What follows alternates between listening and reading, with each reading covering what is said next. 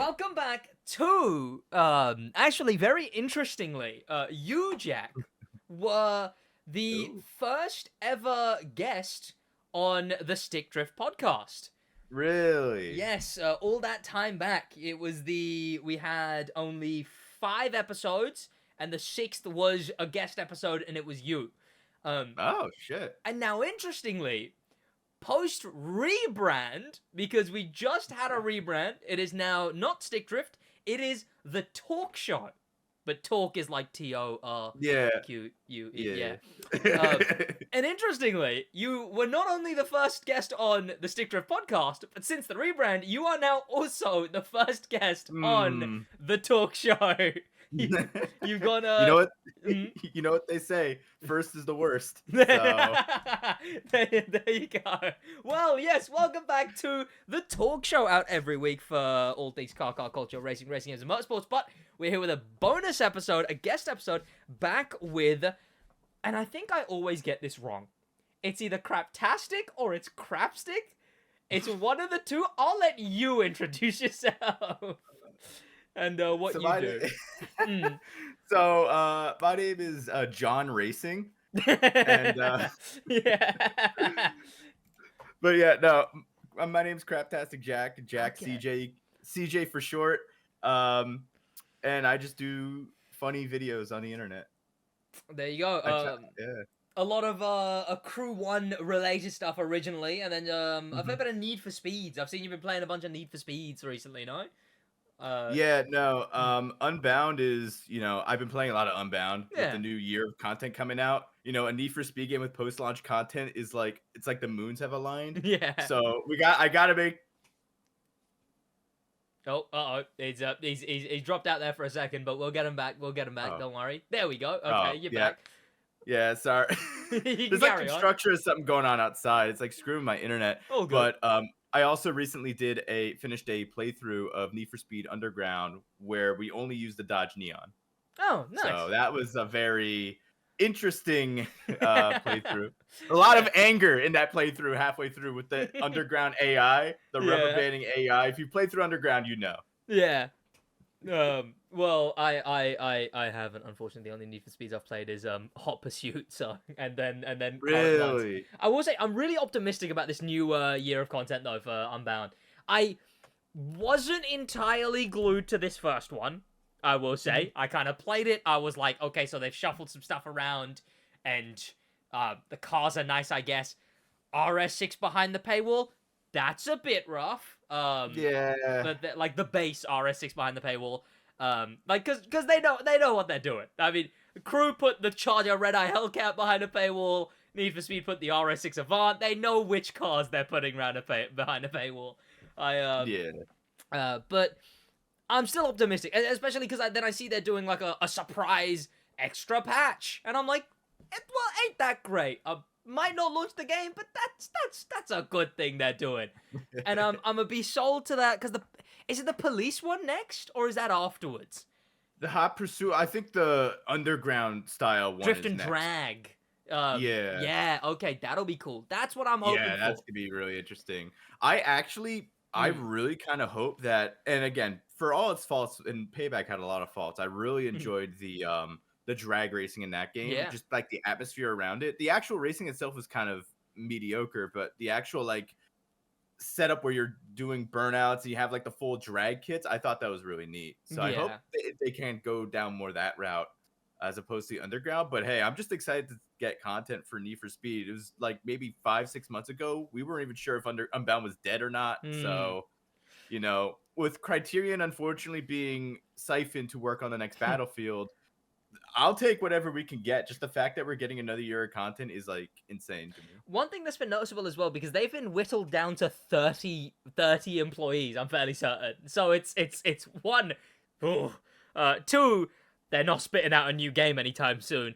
But Yeah, also, no. like, what people have said is it does just feel a lot more direct. Like, they did, like, just a thing where they sat in the Discord and talked to some people, right? And apparently they even Mhm. addressed, like, the Supra and stuff like that. Like, it just feels like a collection of a few people who want to just get stuff done for the game rather than okay, so this is what the audience wants, and then this is what we can actually do, and this is what the budget allows us to do, and then let's put that up to management, and let's see if the manager lets us allocate those hours. Okay, yep, great, let's shuffle that around, let's do that. Okay, that'll be out in about 5 months. Which is, like, that surprise patch alone. That was great, honestly, to see they can actually just, like, directly make a game now, instead of being lost in nonsense company politics.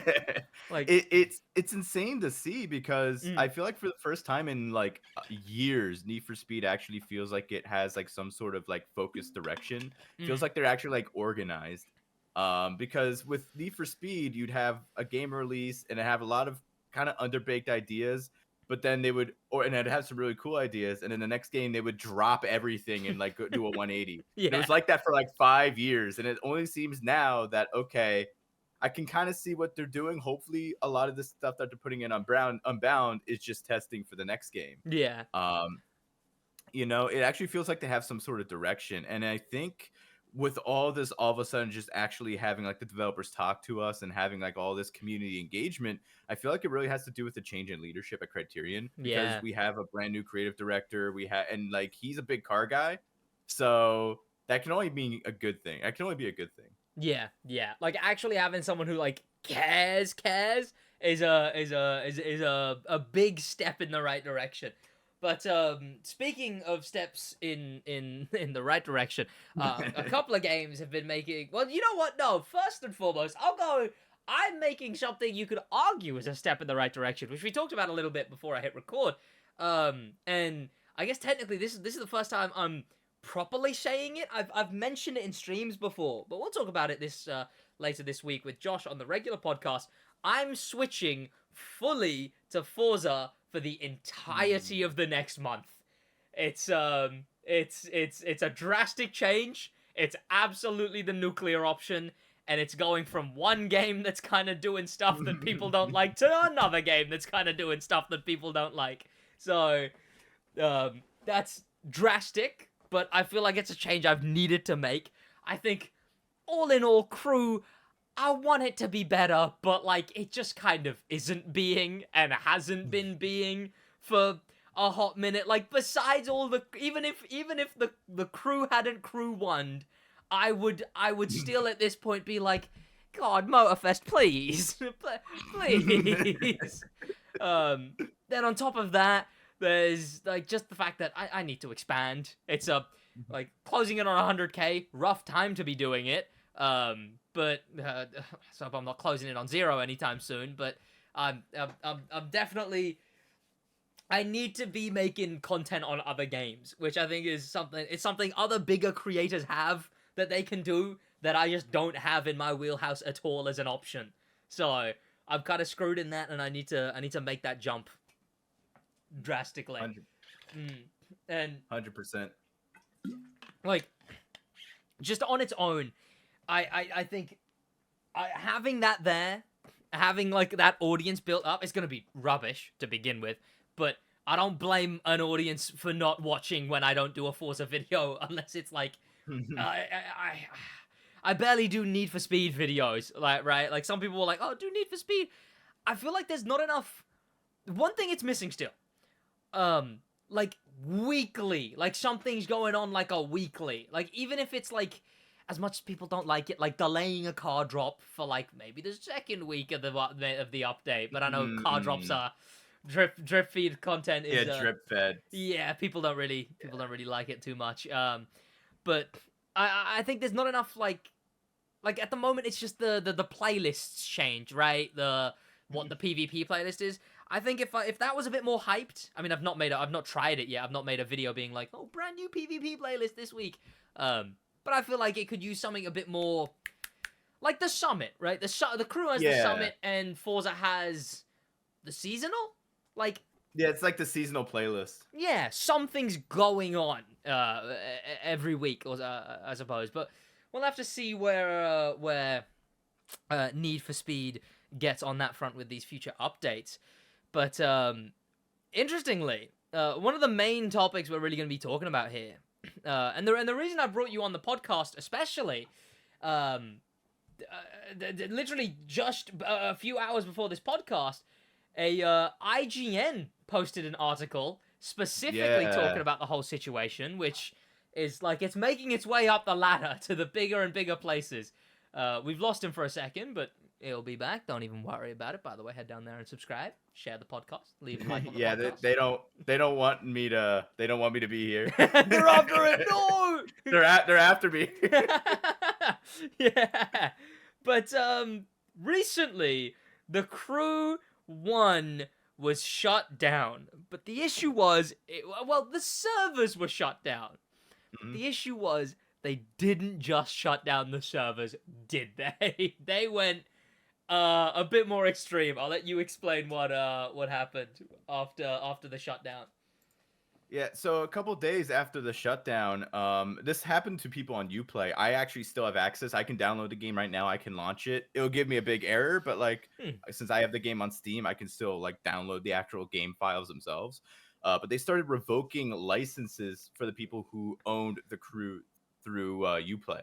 Yeah. So, like, they didn't just like take away your ability to play online. They just took away your ability to even download the game, get access to the files.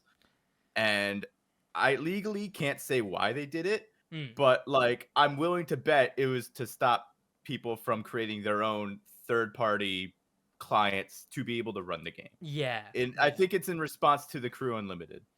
That's what I think. Why I think they did it. And obviously, that just added more fuel to the fire.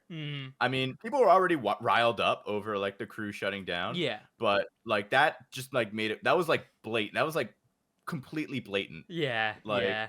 And unneeded. Like that's the big thing. The IGN article was the headline was, "Sure, shut down the server." Oh, I forget now, but it was something along the lines of server shutdown. Sure, but why take away? We were told the Crew would be delisted, but preventing it from ever being played again makes no sense, was the caption. Exactly. And maybe they want to avoid a Need for Speed World situation for whatever reason. I mean, Need for Speed World, they might be afraid because So Need for what Speed happened World, there? I actually don't know. I have no idea. Oh, with Need for Speed World. Yeah. So in 2015, Need for Speed World's server shut down. Yeah. And the community came around and started making its own like third-party browser. And I think around 2017 is when they were able to finally do it. And since then, Need for Speed World has had like a second life in the sense that it's back. You could play on so many different types of custom servers. Yeah. And a lot of these servers are adding in new cars and events to this day. Yeah. So the game, in a sense, is in its prime 8 years after it got turned off. And I don't know if Ubisoft are like ashamed or if they're afraid that the same thing could happen to the Crew 1, where if people are able to re-engineer the game and end up making a competitor to the Crew 2 or the Crew Motorfest out of the Crew 1. I mean, that could lose them money. Yeah. I think that's really what the crux of it is. I will say, like, I've genuinely been thinking about it. I mean, since the shutdown got announced, really, I was like, damn, if there's a baller modding scene for the Crew 1, it would go pretty hard. Like, the whole of the US already. Physics definitely need an overhaul. Stuff like 100%. Like, the graphics could definitely use some boosting. A lot of people prefer pre-Wild Run graphics. Yeah. That's a big thing. We can talk about that. But, like, yeah, there's just little things. It's one of the reasons I'm so annoyed about TDU being always online. Is like I looked at some of the trailers of TDU and I'm like, oh, that looks like a pretty good game to just drive around in.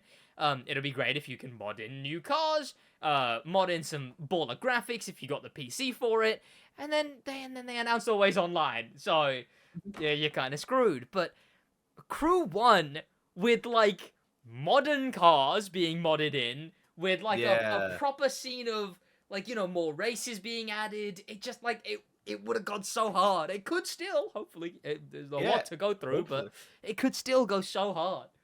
And this is something I've kind of noticed, and it's been a lot more prevalent once the Crew got actually shut down, is you see how there's a super huge rift in the Crew community with people who prefer the Crew 1 versus people who've joined maybe at the Crew 2 or play the Crew 2, prefer the Crew 2 and like the Crew Motorfest. Yeah. There's that huge rift in like the community. And what I've noticed, especially more now that the server's shut down, people are, I guess, are more willing to talk about how they really preferred the Crew 1 over the Crew 2. Yeah.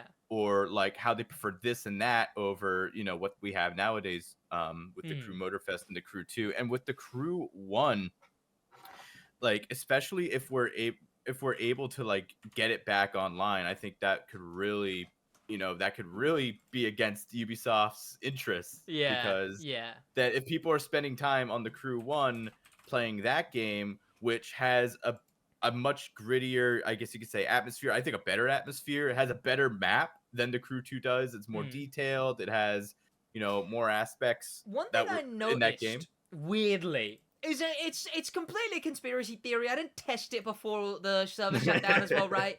I'm fairly certain, like they, like in the sense of like at the same ratio, just like grabbed the top of and then shrank the map, like. Because obviously the roads are noticeably more, the roads are noticeably larger in the Crew 1. But I noticed like areas are larger, and I'm like almost entirely certain that the Crew 2's map is like slightly shrank down. It's like it's completely a conspiracy, but it feels that way. Yeah, I mean they definitely did a lot to the Crew 2's map to go upwards and in the water. Yep. Yeah, to consider it for the planes and the boats, and a lot of like the cities were kind of redeveloped in a sense. There was less back alleys, less like the building placement was like altered. So like if you land in a boat in the middle of like a backyard, you're able to get out, or like a plane, that type of stuff. Also, like they got rid of. There's a bunch of areas in the Crew 1 where you can't drive. Like they're like fenced off areas, airports, just areas. Like someone's front garden, basically anywhere like that is now open, right? They got rid of all of the railings and stuff because, you know, you could just fly in a plane and then land there. So they changed that around a fair bit as well. I think there's a I've talked about it. There's a golden game in there somewhere, right? There's like 100%. You take Motorfest, because still one of the best things I like doing in Motorfest, unfortunately. In fact, this might just be me as a gamer, right? Like I have the channel, so I have to go, oh my god, new car, whoa, yo, new pass, let's go, whoa. He's go tuber maxing. Right. But if I wasn't a content creator, I would load these games up, plug in my wheel, and drive.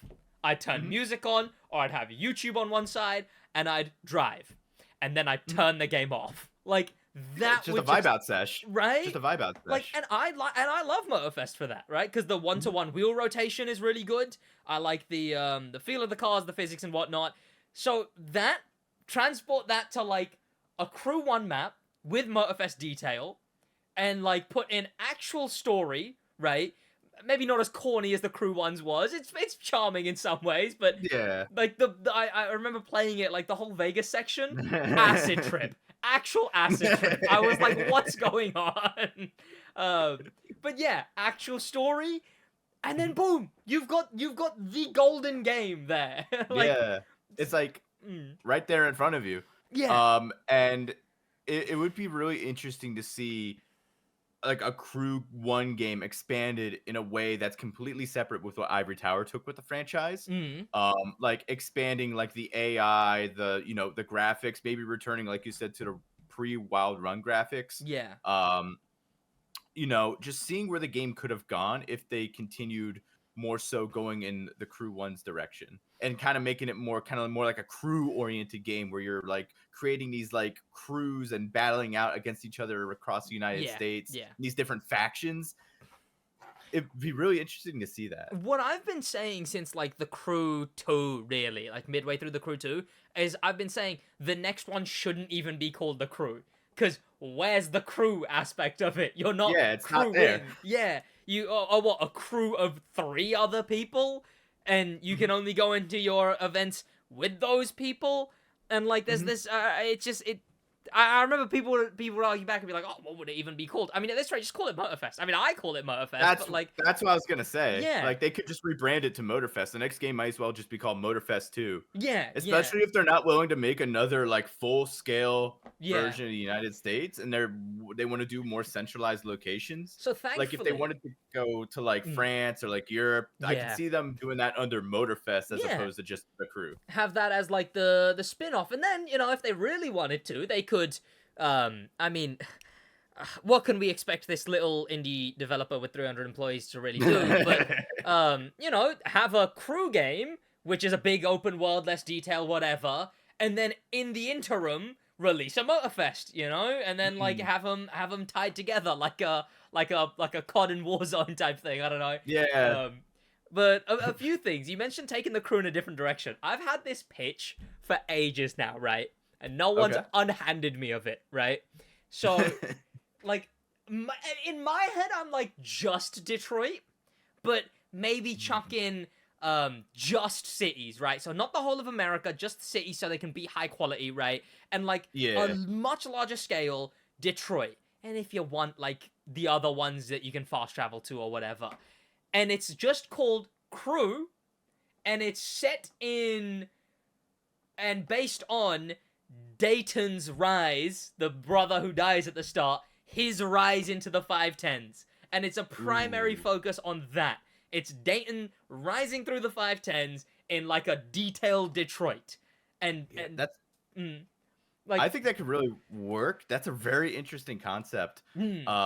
Just because, I mean, it would have to be a period piece because Dayton dies in like what 2014. Exactly, so right? The game would have to take place in the early 2000s. And then you can have like Star Wars prequel, and you can be like, and like, you know, younger kid comes on, and he's be like, "Hey, Dayton, my brother who's still alive," and everyone can be like, "Oh, that's Alex, that's Alex, that's Alex, it's Alex." Start soy facing like. Yeah. Sorry, Alex, I don't think you can join the crew yet. Hey, Alex, let's go to the Ambassador Bridge. Yeah. Like that's what I mean, though. They could, yeah, like a period piece, right? Like a story period. At this point, I'd take it if they made it like a playlist in Motorfest. I just feel like that's an interesting concept. Like a period piece set. Some issues do arise, right? Like underground street racing and licenses. Another one is if it's a period piece, you can't get. Oh my god, did they just add the newest Lamborghini? Let's go! Yeah, you Like, can't like reel people in with a lot of like the newer cars. And you know, I mean I love like old late 90s, early 2000s cars. I'm sure you do too. But if you're not really into those types of cars, yeah. You know. Like, I don't know, maybe a game like that, but have an online mode, right? So, like, you switch to an online, and maybe that has the cars, and it's like a GTA, right? Where GTA on the story has had the same traffic cars for the last however long. Like, just something like that, just like a well done. It annoys me that period piece and no new licenses is a major reason why that couldn't ever happen. Like, yeah, it's really unfortunate. Driver San Francisco, when that came out, that was set in the past. Oh, yeah, of course it was set in the past, because it came out, like, 2014, I want to say, and it's set in, like... Is it set in the 70s? I swear it's set in, like, the 70s. No, San Francisco's set in present day. Oh, is it? Okay. Yeah. Some old school music for present day. I just went off the music, really. There's a lot of absolute bangers on that soundtrack. Truly, I love that soundtrack. I listened to the soundtrack. I've got a playlist of it. It's brilliant. The place of that song is great. But, like... Yeah, just a story game with some care into it, you know? And it's also got some modern day OMG look IP, where it can be tied to the crew. But I feel like it would work, you know? There's other characters who they know, like the one guy who runs at you with a wrench at the beginning. I don't know. Oh yeah. Yeah, him. I will say, Detroit. I would love to see a racing game set in Detroit. I was actually just in Detroit back in November. I have a buddy that lives out there, and me and my friend, we went on a road trip through Pittsburgh and then out to Detroit. And I will say, Detroit is a city that I think, if done really well, could be a very atmospheric setting for a racing game. Just with how empty a lot of the city is, a lot of urban decay in the city, a lot of abandoned like structures and just like factories. I think the Crew one actually did a very serviceable job in displaying Detroit. Pre-Wild Run, I will say, pre-Wild Run.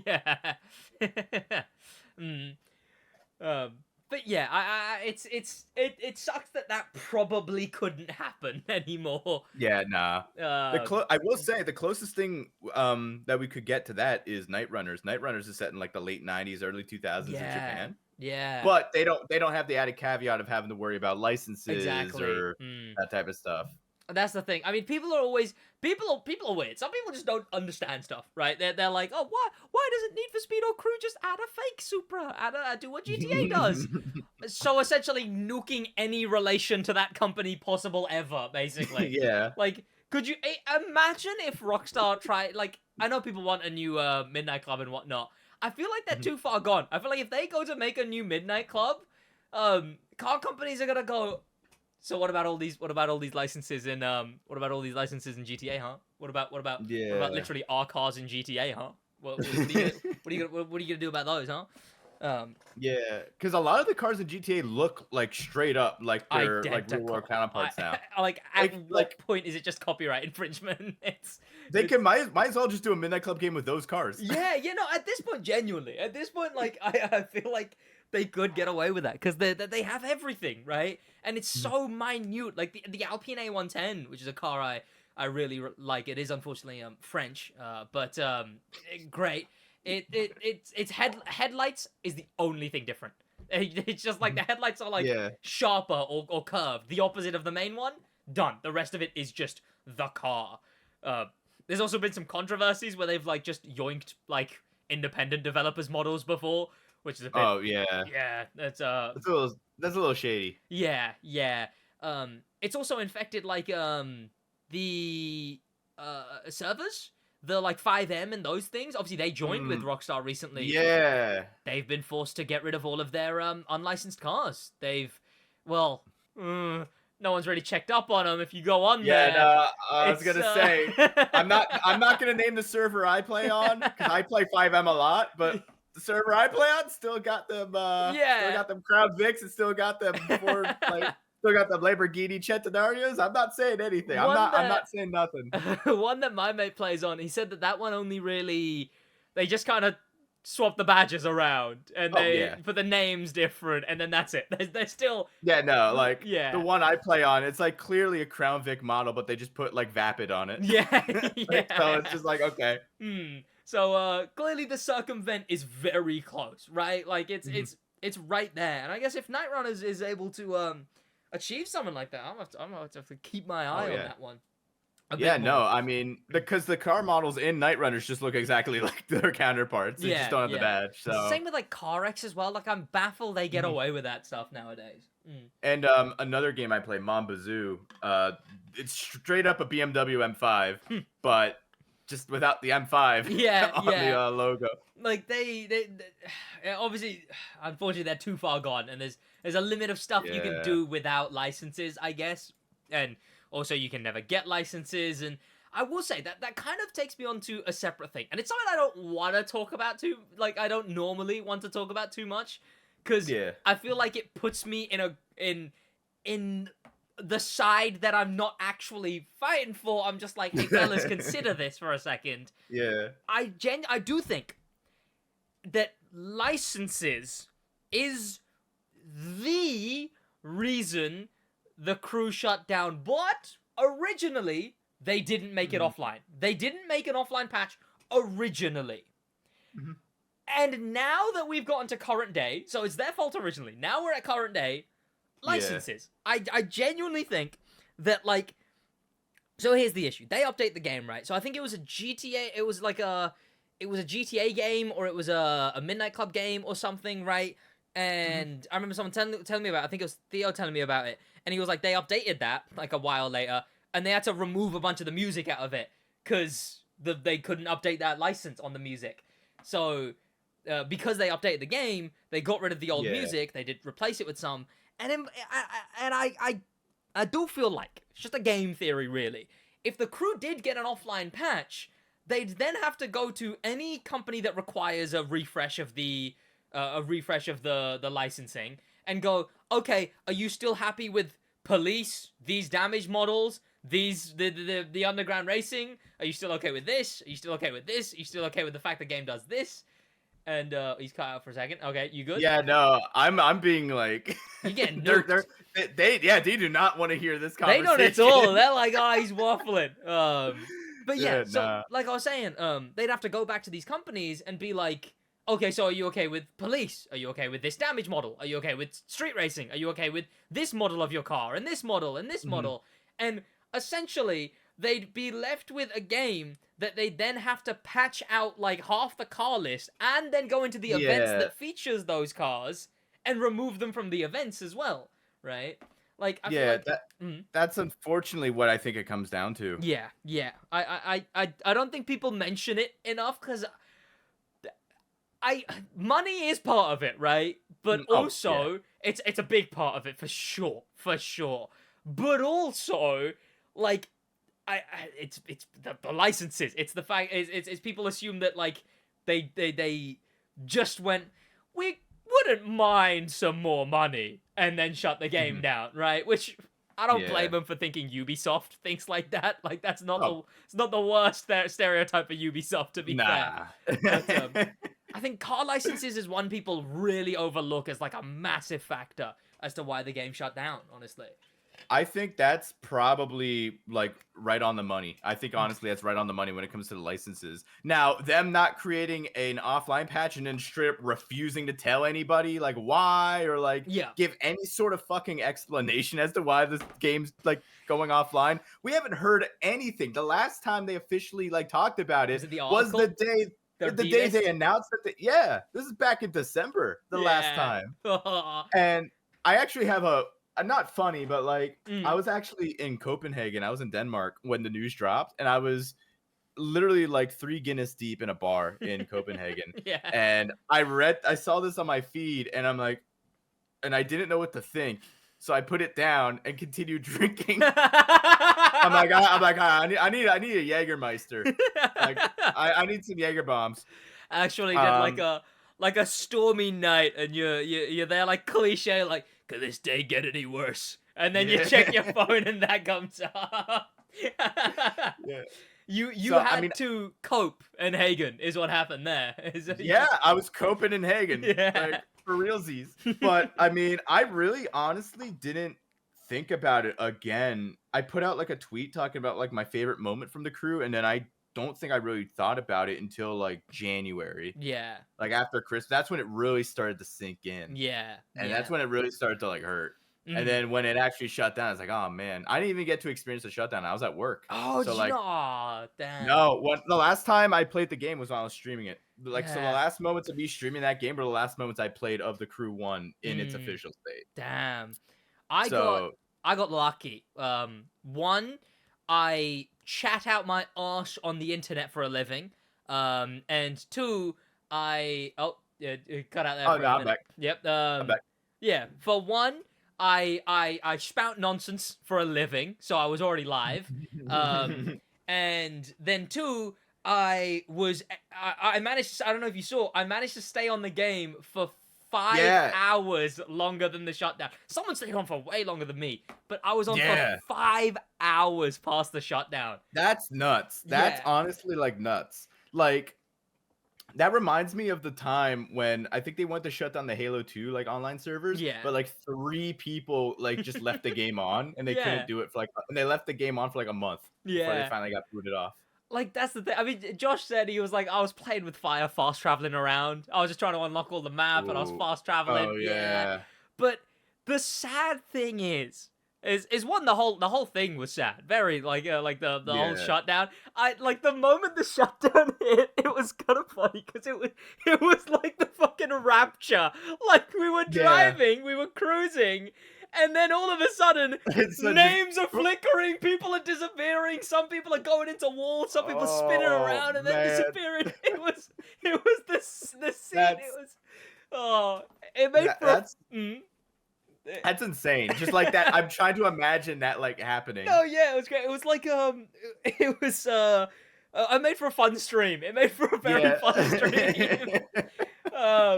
But then I was just on the game for like for 5 hours past that. And the saddest thing is that proves if your game doesn't crash, right? that proves that everything I did, right? Yes, I couldn't play events or do anything past just kind of driving around. I could still hop in my cars and whatnot. All Yeah. of that, the game can run. The entire map can load without communicating with a server even once. Like, Yeah, it's complete horseshit how like it's just always online like that. mm, Like they could have easily made like again, I'm not a developer, but I have a feeling they could have easily made with the amount of prep time that they had because they knew this day would come. yeah. They knew this day would come. They could have made an offline patch. Hell, Gran Turismo Sport shut down like 2 months beforehand. Offline patch. Yeah. Like they can do an offline patch. It's just I don't know if it's just laziness or if like Ubisoft strictly did not want them to make an offline patch. Because like at the end of the day, with racing games and licenses, there is going to be a day when the servers have to shut down. That I completely understand. And the crew's day was coming, but like just the fact that you're not able to play it offline, that's what really kind of like irks me. The big thing with licenses as well, which is really on the nose, is that the game ended right on the end of a fiscal quarter, which yeah. Yeah. I didn't think of that. I honestly didn't think of that. That's the big thing. It makes me even more sad that it's so directly tied to money, this game shutting down. Yeah. But like, yeah, it ended right on a fiscal quarter, which I thought was really funny because when I was on the game, I was like, boys, if we stay on this overnight, Ubisoft is in breach of contract with all of these licenses. Which then again, a guy did stay on for like 20 plus hours. So technically speaking, Ubisoft was in breach of contract with those licenses for that bit of time. Which is... I don't know if you saw the tweet, but it was the guy, like, it showed the crew on Steam, and it was the one guy playing the game. Yeah. Oh, yeah, right. I didn't even think about that. I might have to tweet that with the one guy who's on there right now. Yeah. He's currently breaching Just the contract. one guy. Yeah. Hello, Lamborghini, Ferrari. Yeah. I know a company that's in breach of contract. Yeah, they've got your licenses in a game that they haven't renewed. You know, you're gonna want to check that out, actually. Which that's yeah, very funny that they could be in breach of contract for something like that. But this news on, I will say, the news on the getting the game back up and running though, that has been interesting. So there's been a Crew Unlimited server, and so far, I think one of the biggest things they've managed to do is they've gotten back into the menu. Like they've logged on to the menu. I'll get it up on screen now. But it is very big, all things considered. Especially considering this is the first, like, thing that's happened with this. But as you can see on screen for the video viewers, for audio listeners, it's just the Crew One's menu. They've managed to get on. They've managed to adjust the brightness as well. And actually, it flickers. The game doesn't like it, clearly. But, they're trying to fight back. Yeah. Try to resist. But it creates save data, and then I guess it even gets into getting into the goddamn actual menu. It brings me hope. It brings me hope seeing this. It's baby steps, you know? Yeah. You gotta appreciate the baby steps, and the fact that they got into the game. Like, there's a lot of smart people like behind, like in that, like who are like working on this. I think a lot of like the Test Drive Unlimited. Like the platinum people were on that. There's like people who did the TDU2 stuff. Yeah.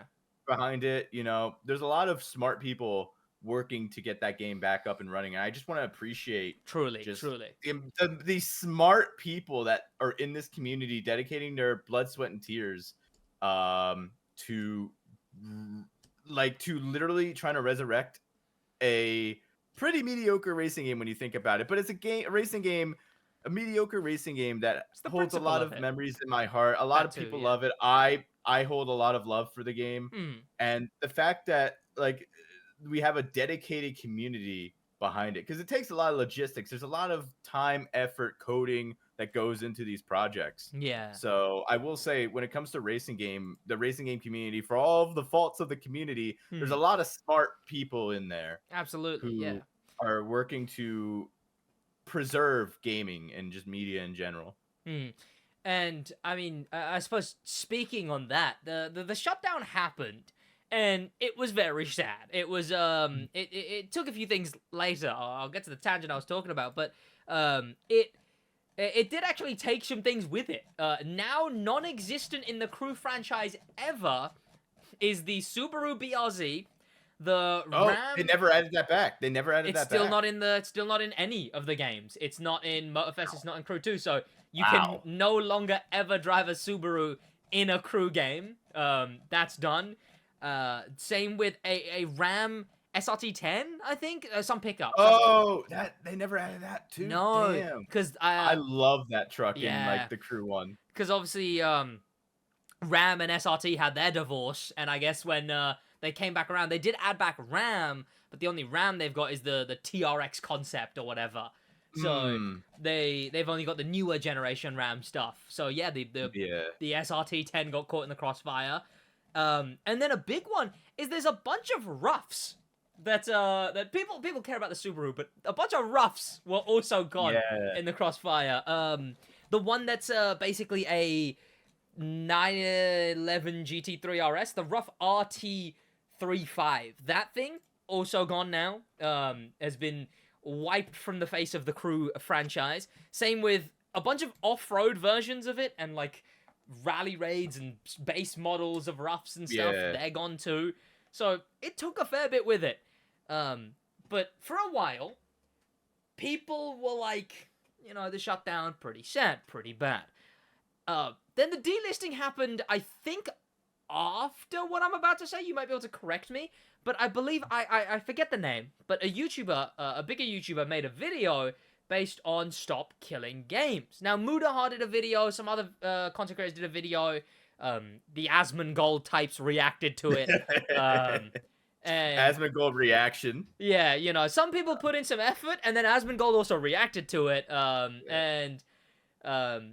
I just will say, Mudahar is a big racing game fan. Like he loves I love like when he's like talking about some serious topics, just Need for Speed 2015 gameplay in the background, and so dude's well in the community. So like the fact that he made a video he made 2 videos talking about this subject. Yeah, like I'm incredibly glad that like more people are just talking about it. Yeah, so Mudahar did that video, and then I believe I should actually look this up while I'm talking about it. There was a creator who made the Stop Killing Games video where he's actively taking steps to. It was a Cursed Farms was the content creator who made. Him. Made the video. I believe it was. Am I going to be able to find it? I might not. It was the largest campaign ever to stop publishers destroying games. There you go. And he was talking about this like topic for a while too. Like he like was ringing alarm bells about this subject back in like December. So like his Stop Killing Games campaign is like, I'm glad he's doing it. Like I've never heard of him before. Like this whole like I guess you could say incident, but like I'm a big supporter of him now. 100%. And it's definitely following through with stuff like a petition in the UK. There's a petition in the UK that you can sign, as well as also some more recent developments. There's a petition now in Australia too. So you can now sign a petition in Australia for the same thing. And I think if no one else would, I'm baffled the EU doesn't have their eye really on this thing, because they will jump on anything for consumer convenience. They will force Apple to use the same chargers. They will force electric cars to use the same stuff. They will force even companies that have like hold like an actual person you can talk to on a support line. Like the EU will go in on customer convenience. Yeah, that's where I think it is. And Ivory Tower and Ubisoft are based in the EU. They're based in France, and France has some of the strongest, from what I hear, consumer protections like out there. Yeah. So I hope the EU can get like a hold of that. Same, obviously, because I know didn't the UK petition just get over 10K? I think there's a number it has to hit to actually be put in front of Parliament. I believe it crossed 10K. Yes, yeah.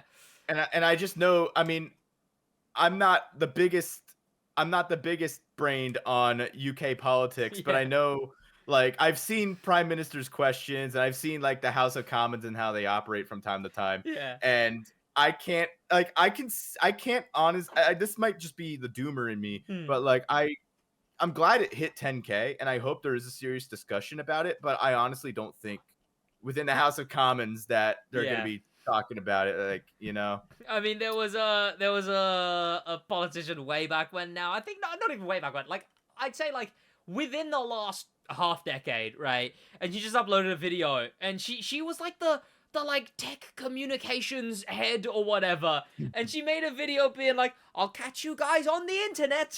I'll see you guys out on the internet, and we're making sure to bring it to everyone." And it was I forget what the exact quote was, but it was just something that she just waffling about nothing.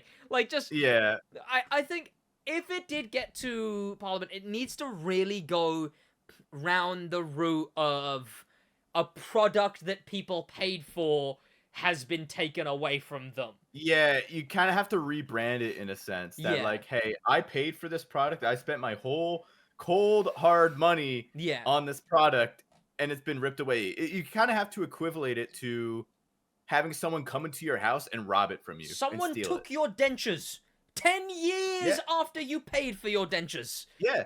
Or someone repossessed your car. The Mm. dealership repossessed your car 10 years after you paid it off. Yeah, yeah. Yeah, Like like insane. Like it's unfortunate that that's the way we have to go around it, but yeah.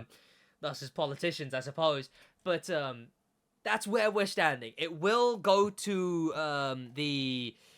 the government. They will have to respond, say, I suppose. Not sure what's going to happen with the Australian one yet, but it's been some good stuff. It's been some good petitionings going on with both of them.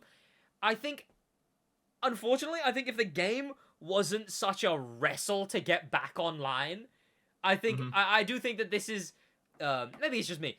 This shouldn't happen for one. Like it shouldn't be the player's job to keep the game running. But I do think if the game had gotten up and running, it may not have been this visceral of a response. But that Yeah, seems to be a part of it. That the game is such a wrestle to get back online because of exactly. DRM, which I don't actually know nothing about, to be fair. Yeah, I think just the always online component is I think why people are like trying to get like having a hard time to get it back online. I think they need to figure out how to get the game working either offline or from what I hear in the Crew Unlimited, they're trying to emulate a server so Yeah, they can run the game locally on always online. and But this yeah I feel like if they were able to do it with Need for Speed World, because Need for Speed World was always online, you can never play that game offline. yeah. But now I forget if you can play. I feel like you can play that game offline, but if not, they're definitely emulating like private servers because you're still able to play the game What to really this day. sucks is that like presumably if they can get the an emulated server running, unfortunately a bigger issue then is okay, but you're still gonna have to make a mod so people can actually launch their games because a lot of them Yeah. can't launch their games anymore. So Mhm.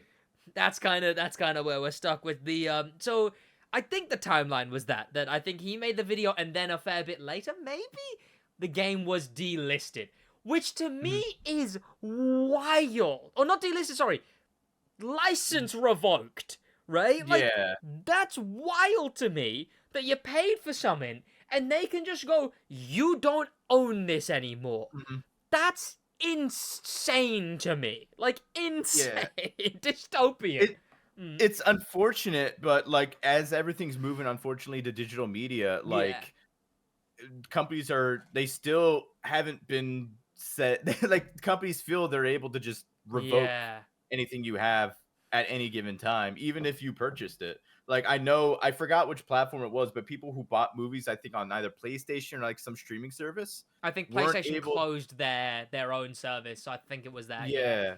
yeah, So like if you bought a film on that digital platform, which I highly recommend you do not do. I'm a big proponent of owning physical media. yeah, Because then unless a robber comes in armed with like a weapon, yeah, they can't you like I just bought The Sopranos season 1 on DVD. yeah. HBO can't come to my house and Mm. take it forcefully from me. They can't wipe it from any server. I still own that like season at the end of the day. Yeah. and and unfortunately it doesn't really fly with the crew, because even if you own the physical copy of the game, Yeah, they've yeah, completely neutered it. You yeah. can't even like launch it. Insane that's like a and the funny thing was like a fair bit before the shutdown, I assume they still have it. They're selling physical copies of the Oh, crew are still being sold. yeah, no, I can walk into a GameStop near my house or a Best Buy. I can guarantee you there's gonna be a store near me selling the Crew 1 for like $30 on PS4. Yeah, yeah. Like, It's nice. yeah. I do have a physical copy of Motorfest, so I've got my pre-order in on a paperweight, which is quite nice. I just have to wait for like it's a long delivery for a paperweight, but like just 9 years, and I've got my own paperweight.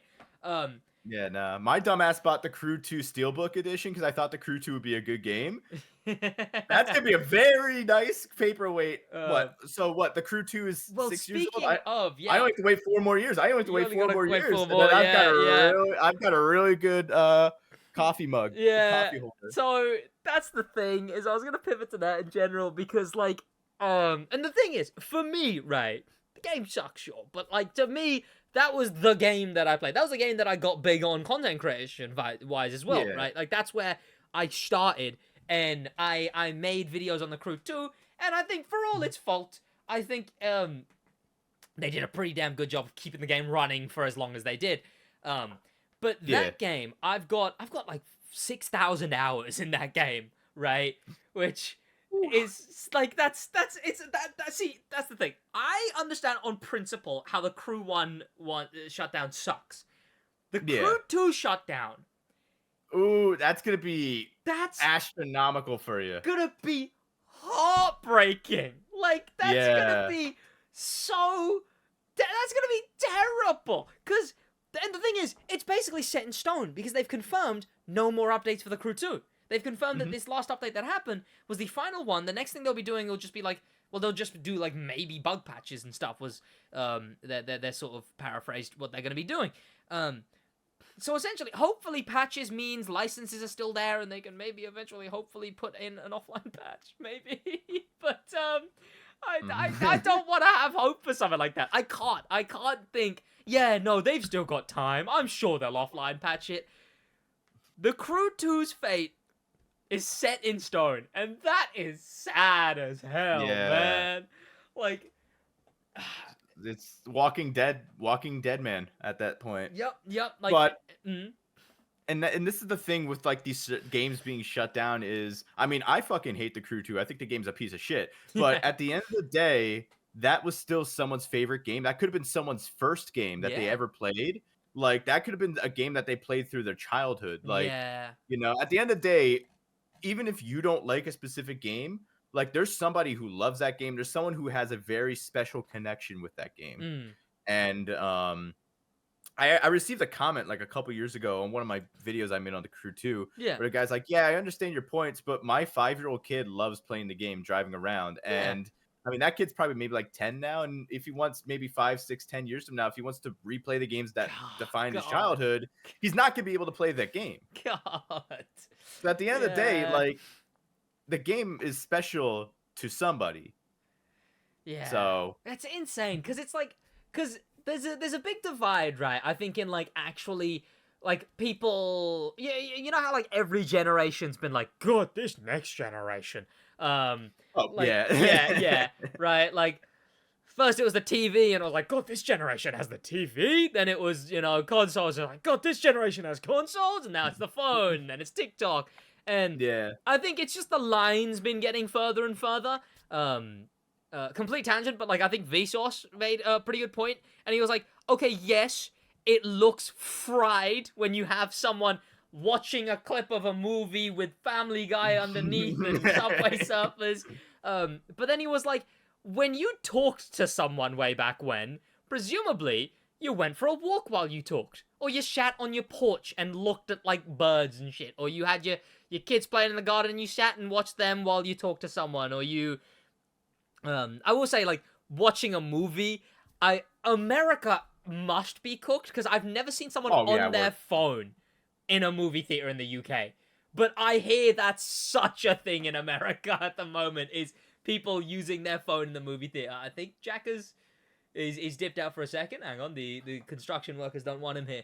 There he is. Yeah, nah. But yeah, Yeah, no. America's cooked. America's cooked when it comes to that. yeah, Like, for like realsies. I've never seen that in the UK, and it's wild. But apparently that's a big thing at the moment. Is like people using their phone in the movie theater, because they Yeah. can't sit down for the whole movie. But I've never experienced that personally. Yeah. There are tons of people that I've found falling asleep yeah, for no reason. Like, I remember when I went to go see the Joker Mm. back in theaters when it came out, there's like a big action scene coming up, and the guy in front of me is just. I'm like, how are you falling asleep to this movie? yeah. But one thing I will say is that as much as yes, looking at the new generation and being like, oh my god, TikTok, oh my god, there's kids growing up on Fortnite right now. Grr. I think like there's a video of like a kid getting really excited at like a new skin in Fortnite and something, and you know, people obviously instantly shouting it. But then some people were Yeah. like, this is as excited as I was for a new map in COD. Like it's Yeah. just the next generation has their own thing.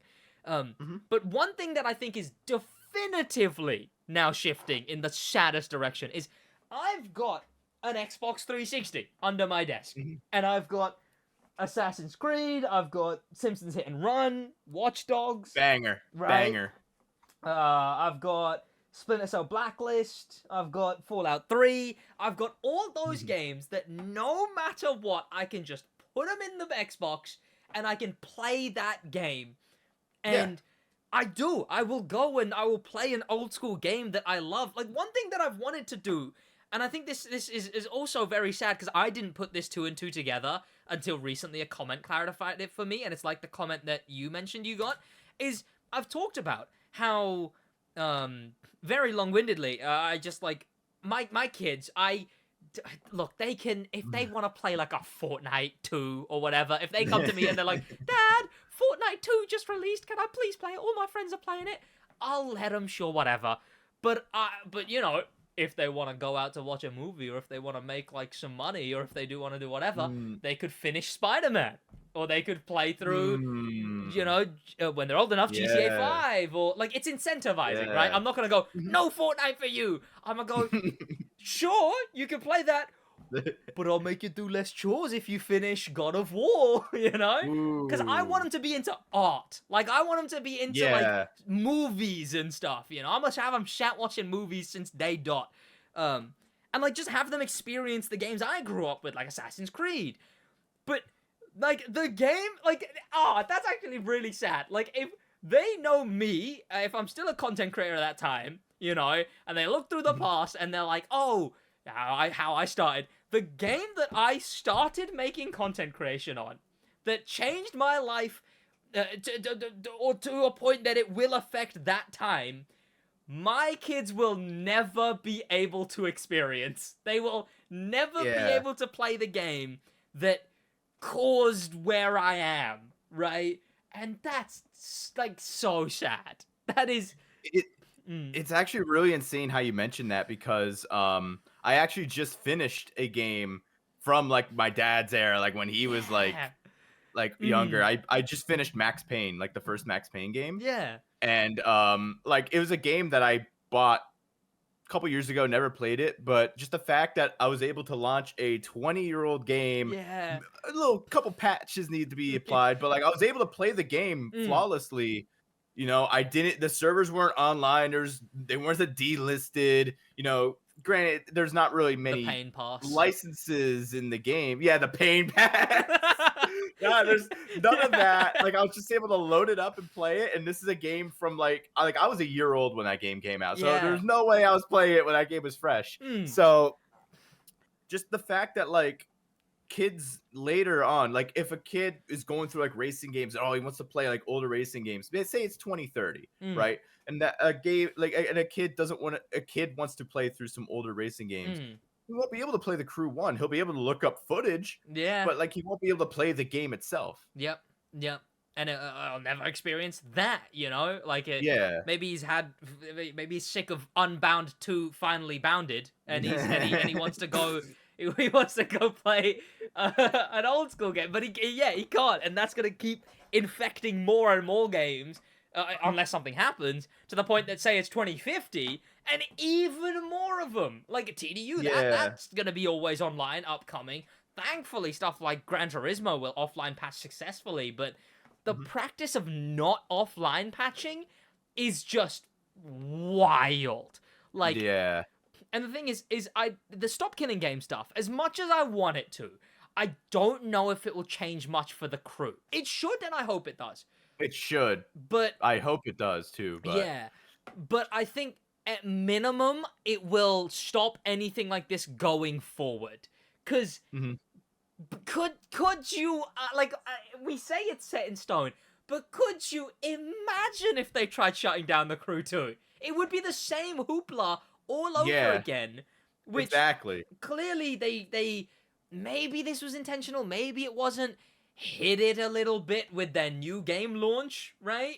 But yeah, presumably, either way, they're feeling the heat. Yeah, exactly. That's what I mean, right? Instead, it's sort of spoiled that, I'm kind of sat here and I'm like, okay, and this isn't anything really directly to do with the Forza Shutdown, the Forza move for me, but like maybe it is subconsciously, but like, things are heating up playing Motorfest, and I'm playing Motorfest, and I'm like, do I wanna be playing this game? Like, yeah, you got that feeling in the back of your head. Yeah. Like, do I want to support this, company? Do I want to support, Because I'm like, this game specifically hasn't done anything. But, like, do I want to be playing a game that's in the franchise of the game that just got shut down forever? Like, yeah. It's like, I wanted to play through Watch Dogs 1 again. Yeah. But, like, I can't get myself to reinstall Uplay to launch the game. Yeah. Like, I just can't I can't do it. Like, as much as I want to replay Watch Dogs 1 and 2 because they're banger games, I can't get myself to do it. Yeah. Like, I feel like I'm indirectly supporting Ubisoft in a way. It feels because a bit icky. Yeah, it is. Yeah, it definitely feels icky. Like, I need a shower, like, afterwards. Like, I feel disgusting. The timing sucks as well, because I hosted, like, a Motorfest esports thing recently that I've been thinking about hosting for, like, months and like almost a year, right? But like I've been thinking about hosting that for like a year. But then like I'm tweeting Crew 1 Shutdown bad, and I'm like, okay, by the way, also I am hosting a Motorfest esports in case anyone wants to check that out, And it feels icky. It feels icky. Yeah, like, it feels like oh man. Yeah. Like, and I could very well be in the same fucking position if they shut down Need for Speed 2015. Yeah. Like I could like Unbound, whatever the next game is called, could be out, and they're like, oh, by the way, say goodbye to Need for Speed 2015. Yeah. So like, it's a really, I definitely feel for you because you're in a very precarious position when it comes to that. Like, on one hand, you like have these new updates that you want to cover, and you want to do like interesting stuff with the game and have fun, but at the same time, there's also awful, like they're doing awful stuff behind the scenes. I honestly wonder what it will take just to get some sort of like communication from either Ivory Tower or Ubisoft. Like, how much prodding and pressure will it take for them to even just come out and say something? Because they haven't said anything. A point Theo made about when we discussed like licensing potentially being an issue is that like that would burn that bridge. If they came out and were like, hey, by the way, you know what? Fucking Dodge caused us to not make this game. Dodge said, we don't want police. So, no, to be fair, Dodge would probably be fine with it. There's a Dodge police car in the game. Never mind. Knowing Dodge, Dodge would be knowing fine. Dodge, they've got car chases in their advertisements. I don't think they're the problem. All right, Abath came to us, and Abath were like, if you do this, we're ditching out. We're heading out. We're not in this game. And then they took half of these guys with us as well. And then these guys also said they'd leave, and that's why we had to shut down the game. But then that would burn that bridge because they have the relationship with that company in the current games, and there's that issue as well. That like that the entire extreme lack of communication. It's a real polar opposite, right? And it's very apparent. You see the company with 30 employees, Need for Speed, just telling us that like, yeah, damn, that super stuff sucks, and we're trying to update, we're trying to get something good out, and then they said it in a very professional way too. Yeah. And then you've got the 300 employee company playing telephone, trying to ever get anything out of them, trying to ever just get a reason for something out of them, for anything. It just nothing ever hits the light of day for marketing. Even when they've got a new car coming up, unfortunately. So it's completely doomed. It does suck. That sours it a lot that they've not said anything about it. I was gonna say that adds more fuel to the fire. The fact that they haven't come out and even attempted to ease people, and the only thing that we got was them saying you're on Uplay, and this isn't Ivory Tower, this is Ubisoft, where they're like, a new adventure awaits in the store. Are you fucking kidding me? You liked the crew? Well, check out X Defiant. Yeah, check out The Division. It's just so.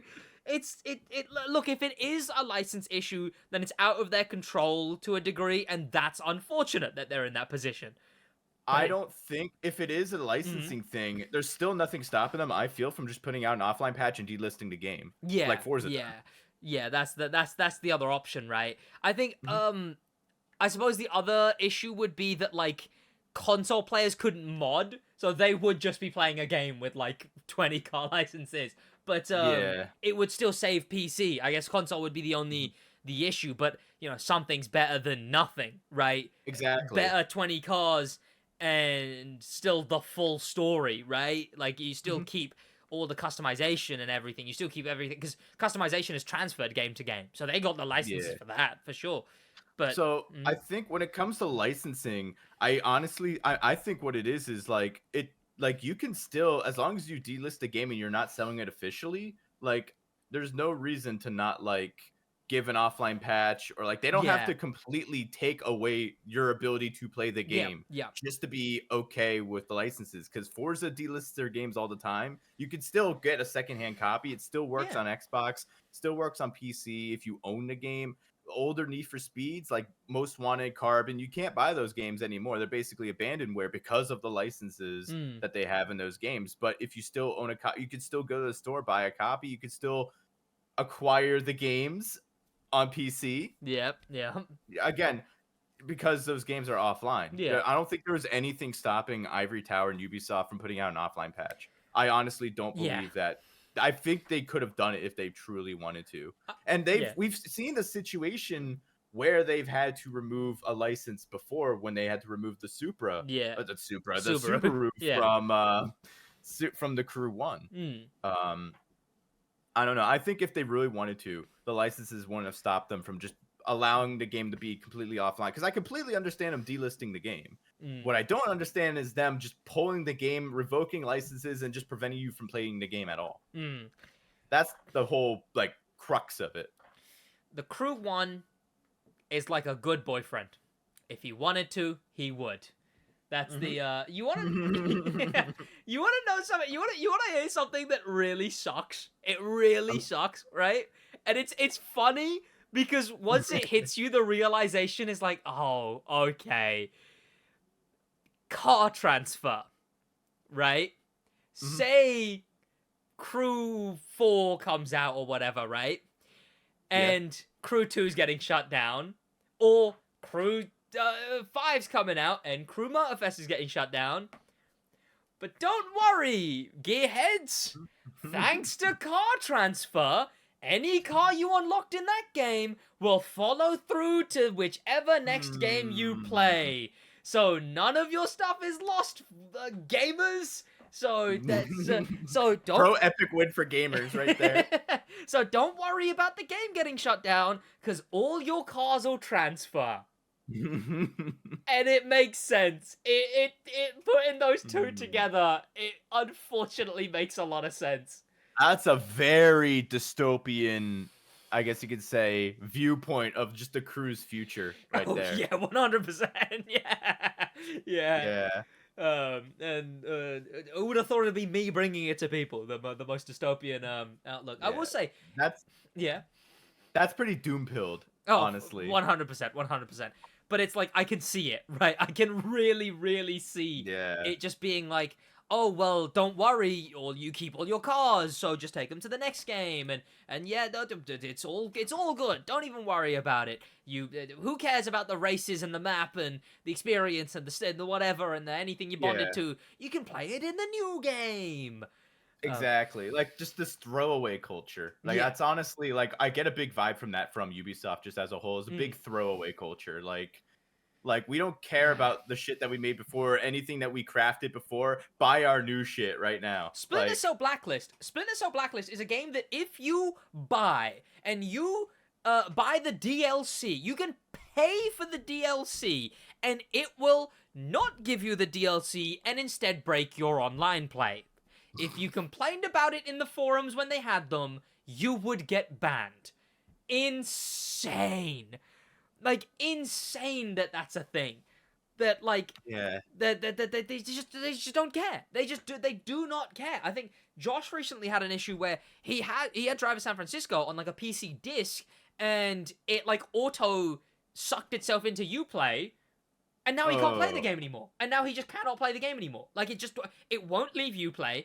He can't launch it on its own. It's stuck there, and it now will not launch. He's doomed to never be able to play San Francisco again because it got sucked into Uplay. Yeah, that's awful. There's just no preservation. There's no care to but shuffle on to the next thing.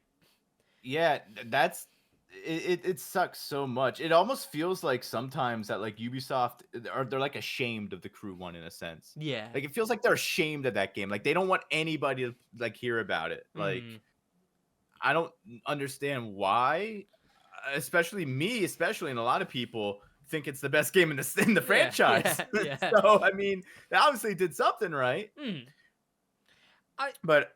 Yeah, it just feels with this preservation, like we really, I think with the Crew unfortunately being like a martyr, the issue of game preservation is like really starting to heat up, especially with Little Big Planet being shut down. Oh, I didn't even know that one. Yeah, so Little Big Planet, all three games, they're basically games where you could just build whatever you want. People create custom levels. All that got wiped away because they turned off all the servers. Oh god, damn. So like it's like someone compared it to like the burning of the Library of Alexandria. Like it's like, but like there's a lot of like custom content that people played for like 15 years that just lost. Just lost. Yeah. So I mean, in that kind of same just like a vein, 1-2 punch right there. In that same vein, Crew 2 gets shut down, every livery ever made gone. Because liveries didn't transfer to Motorfest. Every livery ever made, gone. Completely gone. Yeah. They've got custom race creator now. That, gone. Leaderboard runs, gone. Everything, gone, right? Like, even a game without, like, too much creator-made content, it's just, like, so much is wiped from existence. As well as, we're getting Stellantis Italy back, but the MV Augusta and the Extreme Airplane and the Aeroboat are also gone. You can't Hero. Hero. Yeah, Hero as well. Yeah, he'll be gone. He's gone. I'll ring the voice actor about that. He can go and protest for it. One thing I will say, one thing that just sort of came to mind is this recently seems to have turned the tides on, I suppose, me. Because I was kind of stuck in a thing, especially recently, where anyone outside of my audience goes, God, that Ubisoft shill. God, that Crew shill, that Ubisoft shill. Oh, bloody hell. Yeah. Like, it's whatever. I do find it kind of funny at the end of the day. I mean, we talked about it earlier as, like, I separate being sat at this desk and, like, the rest of my life a whole bunch. So... Yeah, that's what you gotta do, honestly. Yeah. But every now and then, I'm curious, and it's guilty. It's probably the most, vain thing I do, I suppose. I'll go into racing game servers, and I'll search Sid. And I'll search SidWaj. What do people say? I think you did that with the Crew 2 server, the Crew server, right? You searched what they were saying about you recently, and it was odd. It's just some odd shit, like not even just like, oh, this guy sucks, but it's just like I literally spat out like my monster. Like I was like, what the fuck? Yeah. Like the one guy's like Craptastic Jack when he starts vomiting and shitting with the server shop. Like, I mean, granted, it's obvious that they're kids. It's obvious they're that's not. pretty It's funny. not. It's not adults like Yeah, saying yeah. this shit. But it was just like unhinged. I'm like, okay. But yeah, I'm banned from that server too. I got banned. Yeah. I didn't do anything in that server. They just banned me because they didn't like my videos. Um, Like real shit. That's honest to God the truth. yeah. But I'll search my name every now and then, and I'll so most of the time, what I've actually seen a whole bunch is someone will be like, "God, that Sid guy sucks," and then I'll actually talk to him. I'll be like, "Oh, okay, how so?" Or like there'll be this about him sucks, or they'll be like, "Oh God, he's so." This and this, and I'll be like, yeah, no, yeah, you're right. Yeah, no, to be fair, yeah, I do have to do a lot of that for YouTube, is whatever. Yeah. And like, almost all of the time, I've seen them be like, oh, you know what? You're actually pretty chill. I didn't realize you were actually like, you didn't take that whatever, right? I didn't know you were chill like that. Damn, you hate your videos too, yo. But like a lot of just like blind like. God, that SidWaj guy, bloody Ubisoft shill. I'm banned from the Black Panther server, right? And really? Theo knows about this, right? But like, essentially, I wasn't even in the server, but people in that server were in my server, and they used some of my emotes, and like, someone used one of my emotes. Someone was like, "Oh, Sid," and then like, a mod was just like, "Who's that?" Googled me. Started shitting on me, like straight just started shitting on me. I came in, I argued with him, I like it was a big back and forth, and then I didn't go in there every now and then I went back in there, and I was chill with all of them. I was chill with every single one of them. That one mod comes back, goes, "Not this guy again," banned. Like just like that. But like I was saying, like outside of my audience, I've got this like crew shill, Ubisoft shill, and then now the issue is that in my audience, I keep getting like, God, he just bloody won't stop complaining. Bloody, why doesn't he stop complaining about the game? Jesus Christ, is he ever gonna shut up about the game and do this and do that? Yeah, you can never win. No. You're damned if you do, damned if you don't. And I feel like that's where I'm really hard stuck, but I think this crew one thing is sort of, I've noticed people who I know actively hated me. Like, I publicly, would talk about, God, that guy sucks. And are now they follow and they'll like the crew tweets and they've interacted with me as well. And like when I was on the game, when I was playing the crew one and whatnot, and it's like, it's fine. It's the internet. I'm not gonna sit here and go call them out, right? It's the internet. Yeah, whatever. Yeah. At the end of the day, it don't matter. It Yeah, don't matter exactly. I'm like, yeah, you know what? Sure, all right, you're sure. But I think that really did change here with the crew one stuff, because like it's very outward, where I'm like, this bloody sucks. This really does suck, and Motorfest needs to fix this, and Motorfest needs to fix this, and they need to fix this too, and this please, and God, would they fix this? I'm stuck in I'm getting out of that rut a little bit. People still say I complain too much, but I think people don't see me as much as like blind Ubisoft shill as before. You gotta call it as you see it. That's honestly what it is. And there are gonna be people who are like, "Oh, you're complaining too much. I love this game." And then there's people like, "Oh, I hate this game. You need to complain more." Yeah. At the end of the day, you just gotta call it as you see it. Yeah, that's what I've tried to do the most, right? Like I did ask, I was like, "Fellas, have I been complaining too much?" And it was a lot of like, I mean, everything you've complained about is something that's wrong with the game. So like, it seems pretty valid. That's where I'm stuck. It sucks because I do care about the game. I think it could be good. And then they do these icky things, and then I'm like, oh, yeah, I want to like shake it off a little bit and just go back to playing Motorfest. One big thing that I say is that I think Motorfest needed a solid 2 more years in the oven. It desperately needed 2 more years. I don't know how much you played it. Given like 3 hours, at most. Well, the game didn't fucking run for me. Like, oh, did you have like the memory leak issue? Well, I had that, fixed that, and then it came back when the game came out. Oh, and I couldn't fix it, and it crashed my graphics drivers like 4 times. Oh, damn. And then I'm like, and then when I would not be on OBS, it would work fine. But I found the gameplay loop so like boring. Like I was bored to tears. Yeah. Like doing all these like playlists with like cars that I didn't own, and I'm like, man, Grand Race was cool. I won it like once, and I was like, all right, I'm done. I just kind of like, it wasn't like, this game sucks, and I put it down. It was like a gradual, like, this game's not that good, and I put it down. Yeah. Yeah, and I think that what sucks is there's noticeable things that need changing, right? Like for that exact thing, right? I've pitched an idea. I'm gonna send it to him, but like a replay lists idea is one I chucked out there. You know, you finish a playlist and then have some more voice lines that are like, okay, now he's just running through it for fun or whatever, and then that one's actually like, you know, instead of being a specific car, it's like, okay, just a Street 2 Japanese car. And you have to own it, right? You have to bring a Street 2 Japanese car. Then people actually have to buy cars. Because that is a big thing. Is that it's in both opposite directions is the worst thing. Is that, like, car transfer, you do that. I hate that I've done that, but I had to for... I also hate that I did that. Yeah. But like, it ruined the progression for me. 1,000%. Because there is none past wanting to buy a car. Like...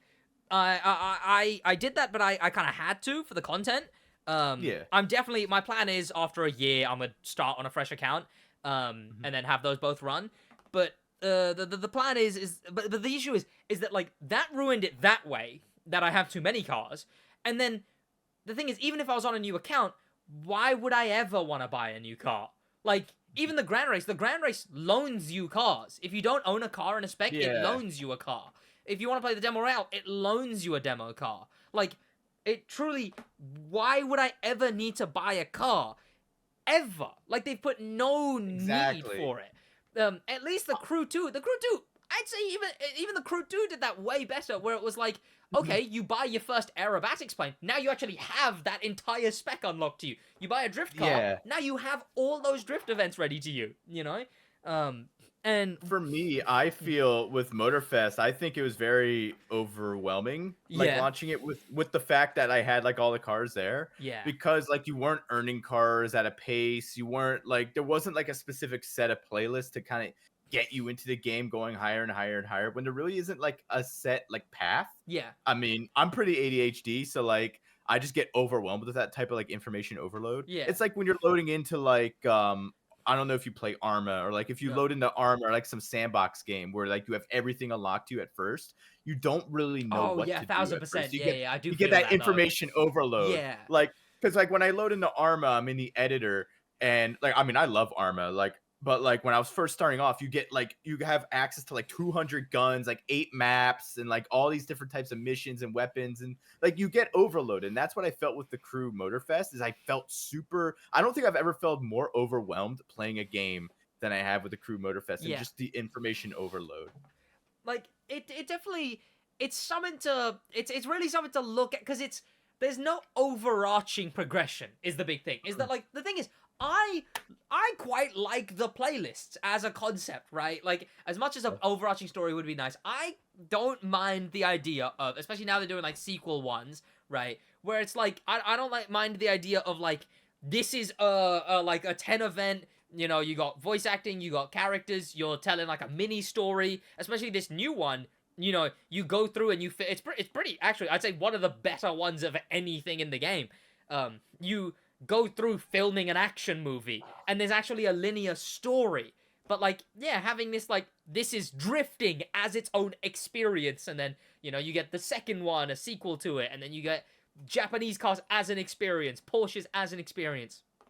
I don't mind that idea if it was like one a month, because it's like it's such a it's a cool thing. I like that it's like, or at least I think it is. It's definitely subjective. I like the car Netflix style of it. Like that's what I kind of think is cool. But it's something that the Crew has always been plagued by. It's just like cool idea, not enough of it. That 100% always been the crux of the Crew. Even going back to like 2014 with the Crew 1, like that's just a staple of the series at this point. It's insane how much is there in everything. Like in the Crew 2 taxi update. Oh, this could be interesting. Not enough of it. Not done very well. They did this like racing through like an underground racing. Bafflingly, in the Crew 2, they did like an underground racing in against the storm. Yeah, like a sandstorm and a blizzard. I actually played that. I actually really enjoyed that update. Right? Like they did that, and but then again, you finish it after half an hour, and it's like, okay, what now?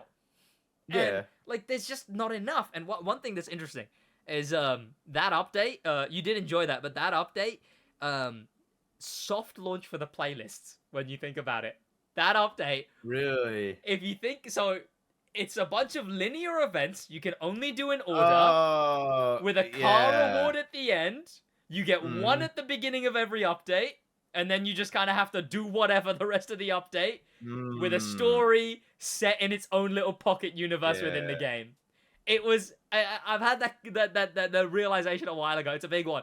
It's a soft launch for the playlists. Yeah. But that's what I mean, right? Like if it was just like a bunch of like Into the Storm level, this newest one that they did level, like experiences with an overarching progression, please and thank you. I quite like the idea.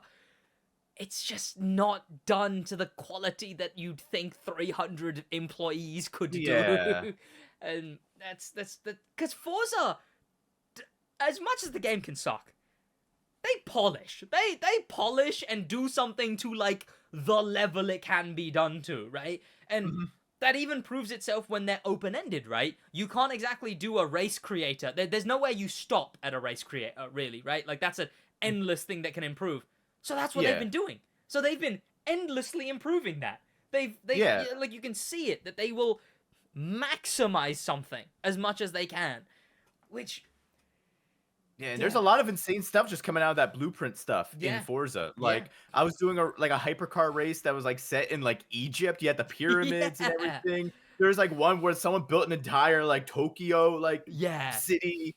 Like, it's insane like what they're doing. Like when you actually go and flesh out ideas, you can actually add something interesting. And then they put those in the seasonal. Like the seasonal is, I think, Mhm. I don't know for how long, but I've noticed it. They always have a player created race in the seasonal. Yeah, Like, there's always like an mm, act, and I really like that about like yeah, yeah, Forza. 100%.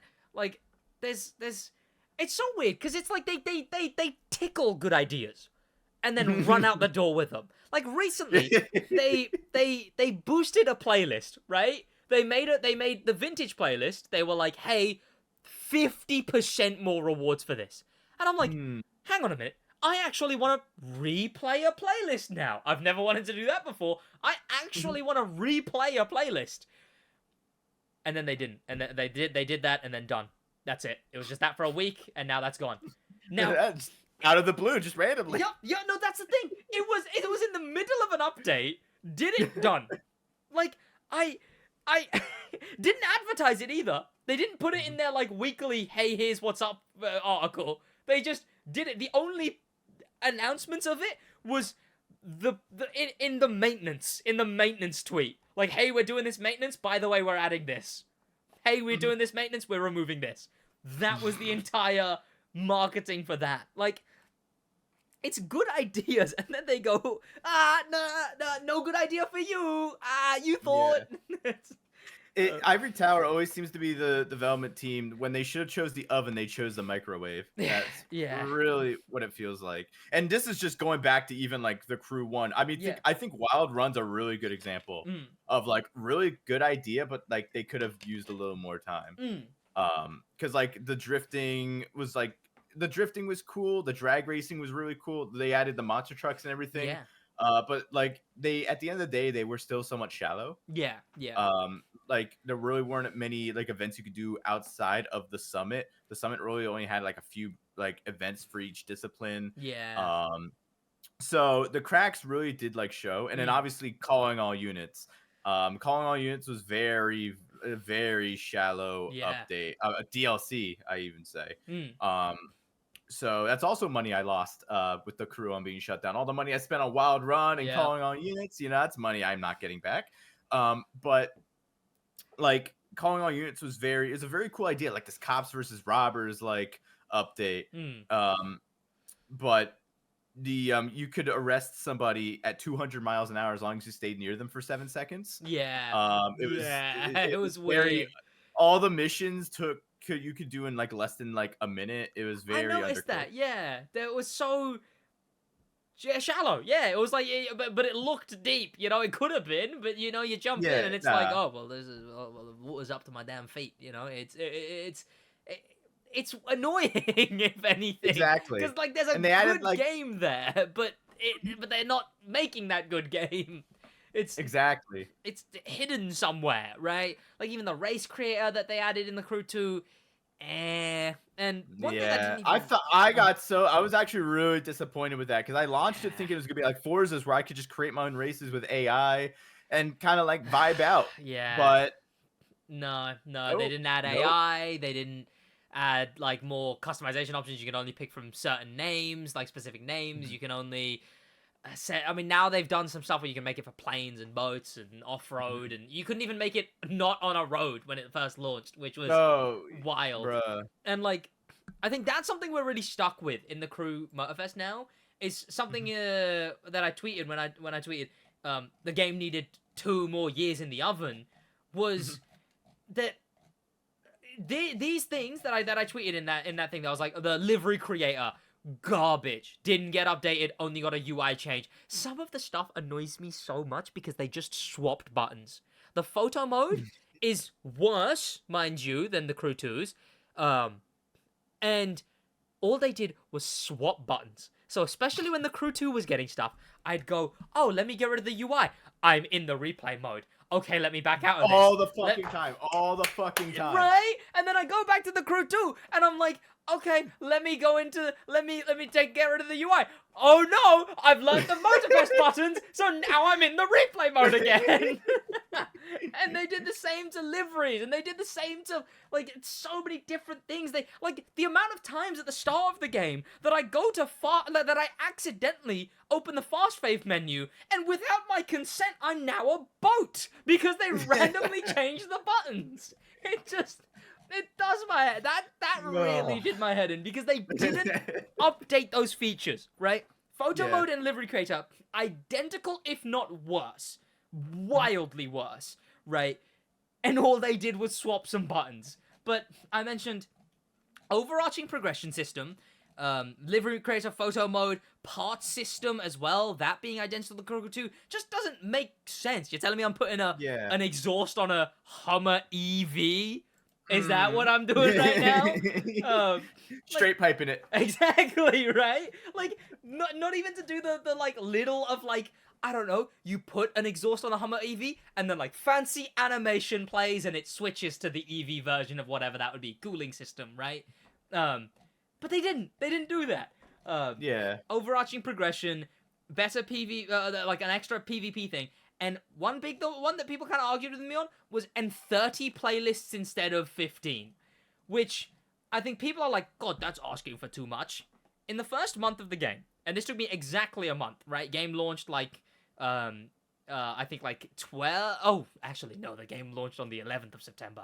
Now that I remember it, how could I forget that it launched on that date? But then on I think the 8th of the next month, bearing in mind, I burnt a full day just going to meet up with my girlfriend. 3 days were going to a car meet. I went to the gym, and I uploaded 2 videos a day. So editing for 2 videos a day for that whole month. And I finished every playlist. Not just finished them. I 100%ed the game. Photo mode, challenges, skills, everything 100%ed 1 month after launch. And then I'm just sat here like, oh yeah, 1 playlist for me to do for a day. Yippee. Yeah. And that's why I said, I was like, the Crew 2 was doing good. I know, as someone making content on it, the Crew 2 was doing pretty good. It could have ran for 2 more years. And during those 2 more years, Motorfest, no matter how long it would have taken, it needed 15 more playlists, and it needed 2 more solid years in the oven. And it sucks that it didn't get it. And I don't think we'll ever get a good game from the Crew at launch or like within the first year. Because I remember the first year of the Crew 2 was very like, I mean, I don't like the game, but like 100%. it was like, I remember like the first update was like a hovercraft update. PvP came out 6 months after the game came out. A year took a year for the summit to come out, and then they just went AFK for 6 months and didn't say anything. And then went a battle pass, I guess, and then started updating. And then they started getting their shit together. Yeah. So And I mean, the Crew one was also somewhat the same way. Like, granted, this is back in the day when like You didn't constant need. updates, live service wasn't really a thing. So, but like there were periods with the Crew one where it's like, what's going on? We haven't heard anything in a while. Yep. Like, Yep. Also, the bike physics suck. Just to Motorfest complain, dear God, the bike physics suck. The competitive PvP, actual crossplay, and like inviting more than 3 people to a crew, or even just to an event. And the thing is that like the biggest thing that sucks is that now instead we've been strung along for the next 5 years while they work on the next game. So because they're working on the next game, do the most okay idea, but done to no good level updates for the next 5 years until the next one. I wonder, honestly, because with the Crew Motorfest being different from the Crew 1, the Crew 2, and with the Crew Motorfest originally just being DLC for the Crew 2, this I have a feeling this is just a holdover game. Yeah. Like, so what is a thing, because they've been hiring staff for it, and it's been for the last like basically I think 3 years since before Crew Motorfest. I think that's an estimate. They've been hiring a bunch of staff for Scalar, and Scalar is Ubisoft's version of what Flight Sim uses to have the whole world. So not only have they been getting Snowdrop Engine people for the last like 2 years, but they've been getting Scalar people for the last little bit. So what I think is very likely to happen, given that, is that they're probably gonna soiree back into a big map. In fact, they might even go, and I don't think I'd hate them for it, even though I think they could definitely do better, is they might even do just a from scratch America again, but like twice or 3 times the size. Because the way the way the technology works is, I just put 2 and 2 together, and I am going to explain it because that sucks. The way the technology works is that it's stored server side, so that you can render a massive map and not have to load it all at the same time, and have more than like basically have as many people as you ever want in the same lobby. But I did just put the 2 and 2 together, given the theme of this episode. Wait a minute. Oh no. Is that game is basically double solidified to be... I will say, that's not going to be... Oh no! Oh no! Damn it! The one good thing! No! I will say, I play a lot of Flight Sim. I love Microsoft Flight Simulator. But there are times where like I'll be like landing at like, I think the one time I was landing at Newark in my 747, and I lost connection, and all the buildings just turned into like mush, and I'm like, oh god, can't see the runway anymore. Yeah, like oh no, oh no, oh it's god, not looking good. Oh no, they might not man. bother offline patching Crew 2 and Crew Motorfest then, because like they're not going to be able to in the future. You know, get gamers ready for it, if anything. Oh god. I will say though, completely tangent, but like I will say, if they're using Scalar as well, Africa, the continent, would be a pretty good crew map. It's got the cities, it's got the towns, it's got the rivers, it's got the lakes, it's got the landmarks like Egypt and whatnot. It's got the pyramids, it's got jungles, it's got it's massive for one. I think if they did go big Scalar, I think they could manage something like Africa, but I don't know. Some people back it, and some people are like, "What are you talking about?"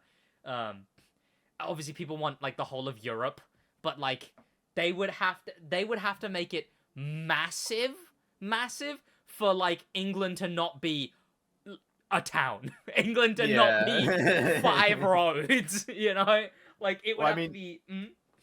Euro Truck does like all of Europe for the most part, and I mean, obviously that game's been going good for like 10 years, and they just keep constantly updating it. Crazy. But you can drive. It's like a 1:3 scale, I think. Oh, cool. I don't really remember, but you can drive from like London to like Istanbul to Copenhagen and go to the pub that I was at in Copenhagen.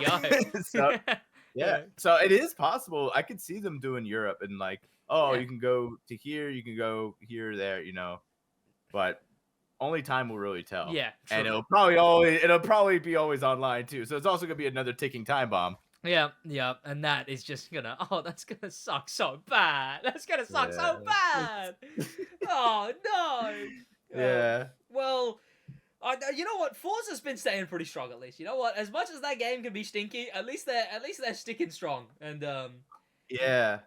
I I don't even think Forza's really stinky. It's just stale. I just think it's stale at this point. The game is very Just the same polished, to thing be fair. over and over again. I just don't really like what they've done with other racing games and how other racing games are trying to basically just copy them. Yeah. Or how they're trying to go after that festival theme because they think it'll be easy. Yeah. I will say, like, one thing that the crew has copied, and I despise it, is that, like, again, for all its faults, the crew too, one update would add police events and all of that stuff in the police cars, and then another update would add limousines and an entirely new different gameplay thing, and then one update would add these, like, you know, follow a picture, hunt down on the map entire extra feature, and one would add an island, and now they've put it too much into a cookie cutter. They've just gone, okay, so you get one main stage, one playlist, it'll have this many skills, and it'll have this many challenges, do that. Like, it's not even stuff like, okay, for this one, the challenges are instead the treasure hunt type thing for this playlist, and for this one, it's just like, you get this uniform, like, static thing every update, and every month is this uniform, static, exact same progression style every month, with the same way kind of Forza has it with the, you know, you just got the seasonal every month, and then which, to be fair, even Forza, this month they had the race-off thing, where instead this month you had to unlock, like, you had to do a bunch of events to unlock a car for everyone, so even Forza's doing it a bit better than the crew. If Forza's doing it better than the crew, then it's looking rough. I think Need for Speed definitely needs it, for one. I think they need something like that, but just not as cookie cutter. In fact, I'd say they're kind of doing it the best because they're kind of in the Crew 2 position, where, like, now every update is like its own fresh thing. Next one's going to be Drift and Drag, and then it's going to be Hot Pursuit themed, and then it's going to be something else, but it's completely fresh every time. Instead of this make it easier to do every month thing that they keep doing, which I don't get how they just keep trying to make it less and less work for themselves every time. And that's what baffles me, is that, like, they claw to make it less work. And it upsets, while Forza seems to be adding more and more work to themselves all the time. I just and hopefully I switch and I'm in the Forza audience, and then eventually the Forza audience figure out. I hope you're able to escape. Yeah. I hope you're able to break free. Look, I'll still have a place for the crew, and I think, you know, if they came to me and they were like, "Hey, Sid, here, have an update. Here, have an update." Sid, you know, who am I to say no? You know, I got them. I came up on this game, and I will say I've got big plans. If they ever said, like, "Hey, Sid, make an update," I would drop the nuttiest quality of life. I'd drop the hardest PvP update. And I'd add a SidWaj playlist, but then I'd switch it around and I'd drop the nuttiest Rallycross playlist known to gaming, and it would be nuts. But I do think that I kind of gotta look. I gotta take a break. I'm gonna see some other games, and look, the crew might be my main chick. But, you know, maybe I'll have Forza on the side, you know? Maybe instead of seeing Forza once every 3 months behind the crew's back, I get the crew used to Forza maybe moving in, you know? It's a bit of a... And then, you know, when that audience is there, maybe TDU Solar Crown releases, and then by 2035, when TDU has released, I will maybe, you know, shuffle that one into it as well. And then Need for Speed if they make a new game, hopefully. And that's the hope. That's the hope, I guess. Polygamy. Was it polygamy? Exactly. I need polygamy. Because I will say, there's space. There's space for me to shuffle in, you know. But, you know, shove over some shoulders, and because you got the big guy who is a big content creator, plays all the racing games, but mostly plays Forza in AR12. You got the big guy who plays all the racing games, but mostly plays Need for Speed in Black Panther. And as much as it's the runt of the litter at the moment, there's no big content creator who plays all the racing games, but focuses on the crew. So there's space for me to butt in, you know, and get up there. But you mentioned how you pseudo came out of retirement. So I'm curious, what's your plans of doing anything? So yeah, I'd say from like late 2021 through like mid 2023, maybe early 2023. I mean, I was busy really just like work with my career and everything. Yeah. So YouTube was just kind of just on the back burner, and I kind of just mentally checked out. It took me a while to realize it, but I kind of just mentally checked out. Yeah. And I'd say around 2023 is when I started getting like the itch, like the drive again. It hits you. It hits you. Really, to like really start producing content and just like different types of content. So I started really going ham with like just kind of like retrospective videos, doing videos on just different topics. Like I did a retrospective on Need for Speed 2015. That did really well for me. Yeah. It's like a good evergreen video for me. It's getting like a good couple views every day. Yeah. And then I eventually said, okay, I kind of want to expand myself out because I was tired of just doing commentary. Yeah. So I started doing like more kind of like gameplay videos. I hadn't done like a Let's Play series in ages. Yeah. So I finally did that with my Dodge Neon run, which just concluded, and it did fantastic throughout the entire run. Yeah. So it feels good to be back, kind of just like sitting down and trying to take it seriously again. I'm also in a better position, I guess you could say, to do that. Yeah. So it's really fun just to be back and kind of reinventing yourself. Another friend of mine, Straight Up Hippo, he took a hiatus from YouTube and he's back and he just reinvented himself. He's doing Gran Turismo content now. Yeah. So you just gotta find, like, if you're in a rut, you just gotta take a different door, go down a different road, and do what you want. I want to hopefully expand. I'm eyeing a Mamba Zoo playthrough. Yeah. I got addicted to that game last year, and I had so much fun just playing it like off screen. So I really want to play that again. I also would like to do transition somewhat more into some more open world stuff, especially when GTA 6 comes out. Yeah. Doing like videos on GTA 6, creating like content on that. Hopefully maybe if GTA Online isn't like malware infested, do like create like a racing club or something on there and doing like racing stuff on GTA 6. Yeah. I think a big thing is that you gotta do it for yourself, really. Exactly. That's where it is. Like, I've told this one a few times since it happened, but like in January, like 2023, I was working 9 to 9 every day and not batting an eye. People were like, "You're gonna burn out," and I was like, "Yeah, haven't yet." So, and I just didn't. And then January came around, and it was like, it was my birthday, it was New Year's, it was Christmas, and I was like, okay, I guess I'm supposed to take a break. I took that break, and it was the worst decision I made. I bought myself God of War Ragnarok, and I was bedridden for a month. Like, I was, you could not claw me out of that. I was just like, I just wanted nothing more but to never sit down at this setup ever again, lay in that bed, and play God of War till day end, and play the next story game and the next one. But one big thing that brought me back to finally working is I was like, God, I cannot manage to work. And what I did was I started a Lego channel because I wanted to make some Speed Champion content, some Lego Speed Champion stuff. And I was like, you know what? I'll just make a Lego Speed Champion channel. And I kept it just the stuff I enjoy doing. Thumbnails and, like, I guess making the videos, right? The editing, completely minimal. I will just hit record and ramble and then upload that. And then I started doing that. That has done surprisingly well so far. And then I was like, oh, you know what? I guess I could go back to making the main channel videos. And then I finally got back to it. It's doing it for yourself, which is just like such a I think 100%. It plays into a bunch of other stuff as well, right? If you're forcing yourself to do a big work thing or go for a walk or go to the gym, you know, feel like, all right, that's all right. But find something you want to do for yourself first and then pivot that into whatever else it is that you want to get yourself into, I guess. Like, exactly.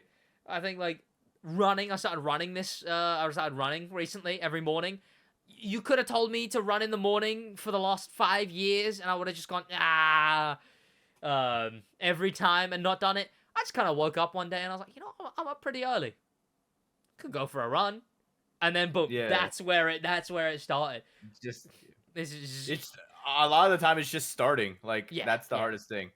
Like but yeah, no, it's good that you've gotten back onto it. I think there's definitely space for old school any kind of games. Really. I mean, there's Kuru, right? He's very established in just like old school Need for Speeds and I think I'm not too well versed on Kuru. I believe it is just like a bunch of old school racing games, right? That he plays. Yeah, I mean, he plays newer games too, but Okay. I mean, I don't watch him that much. Yeah. I haven't talked to him in like years, but like Yeah. he from what I've seen, just popping in every once in a while, he'll Yeah. play like he'll speed run older Need for Speeds and different racing games, Hmm. and that is something I like to do, like playing through Yeah. like older Need for Speeds, just older racing games. But also, I've always been at my core for the most part a Need for Speed channel. Yeah. So Oh, we lost him again. Oh, I mean, it took a while for that one to happen. That one, we got a little, we got like the robot voice and everything. yeah, There he is. yeah. So just Yeah.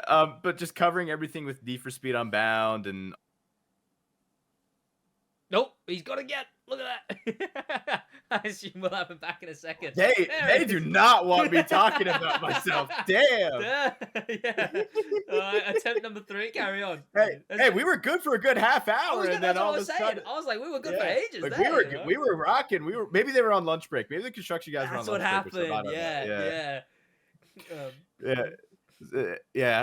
But yeah, no, just doing Need for Speed stuff, all that type of stuff, just kind of getting back into the groove of things. Yeah.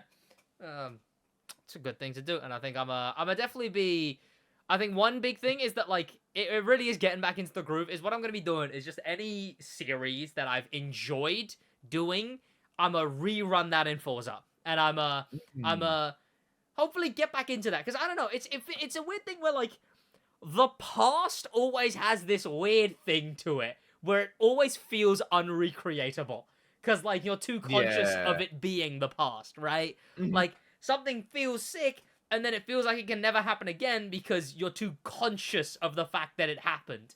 And I feel like that's where I'm stuck. I just need to get that out of my head and just get into the groove of like Forza and these series that I enjoy making and doing that and the audience that's going to be there and then using that, you know, eventually that'll be the past and then the world implodes and the crew servers never came back online. But I think it's a good one and it's a lot of stuff looking up, but I mean I think that's most of the things going on recently. I mean, I suppose there is the car world and not a lot of updates in the car world really that have happened.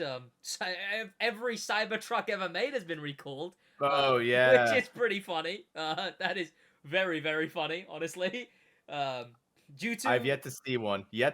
Have you? Oh, I mean, I'm in the UK, so I'm forever yet to see one. Unfortunately, still took pre-orders in the UK, but really, yeah.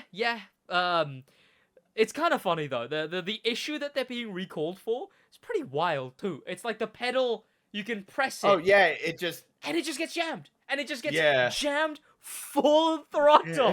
Like, that is like movie accident death machine level of like mistake.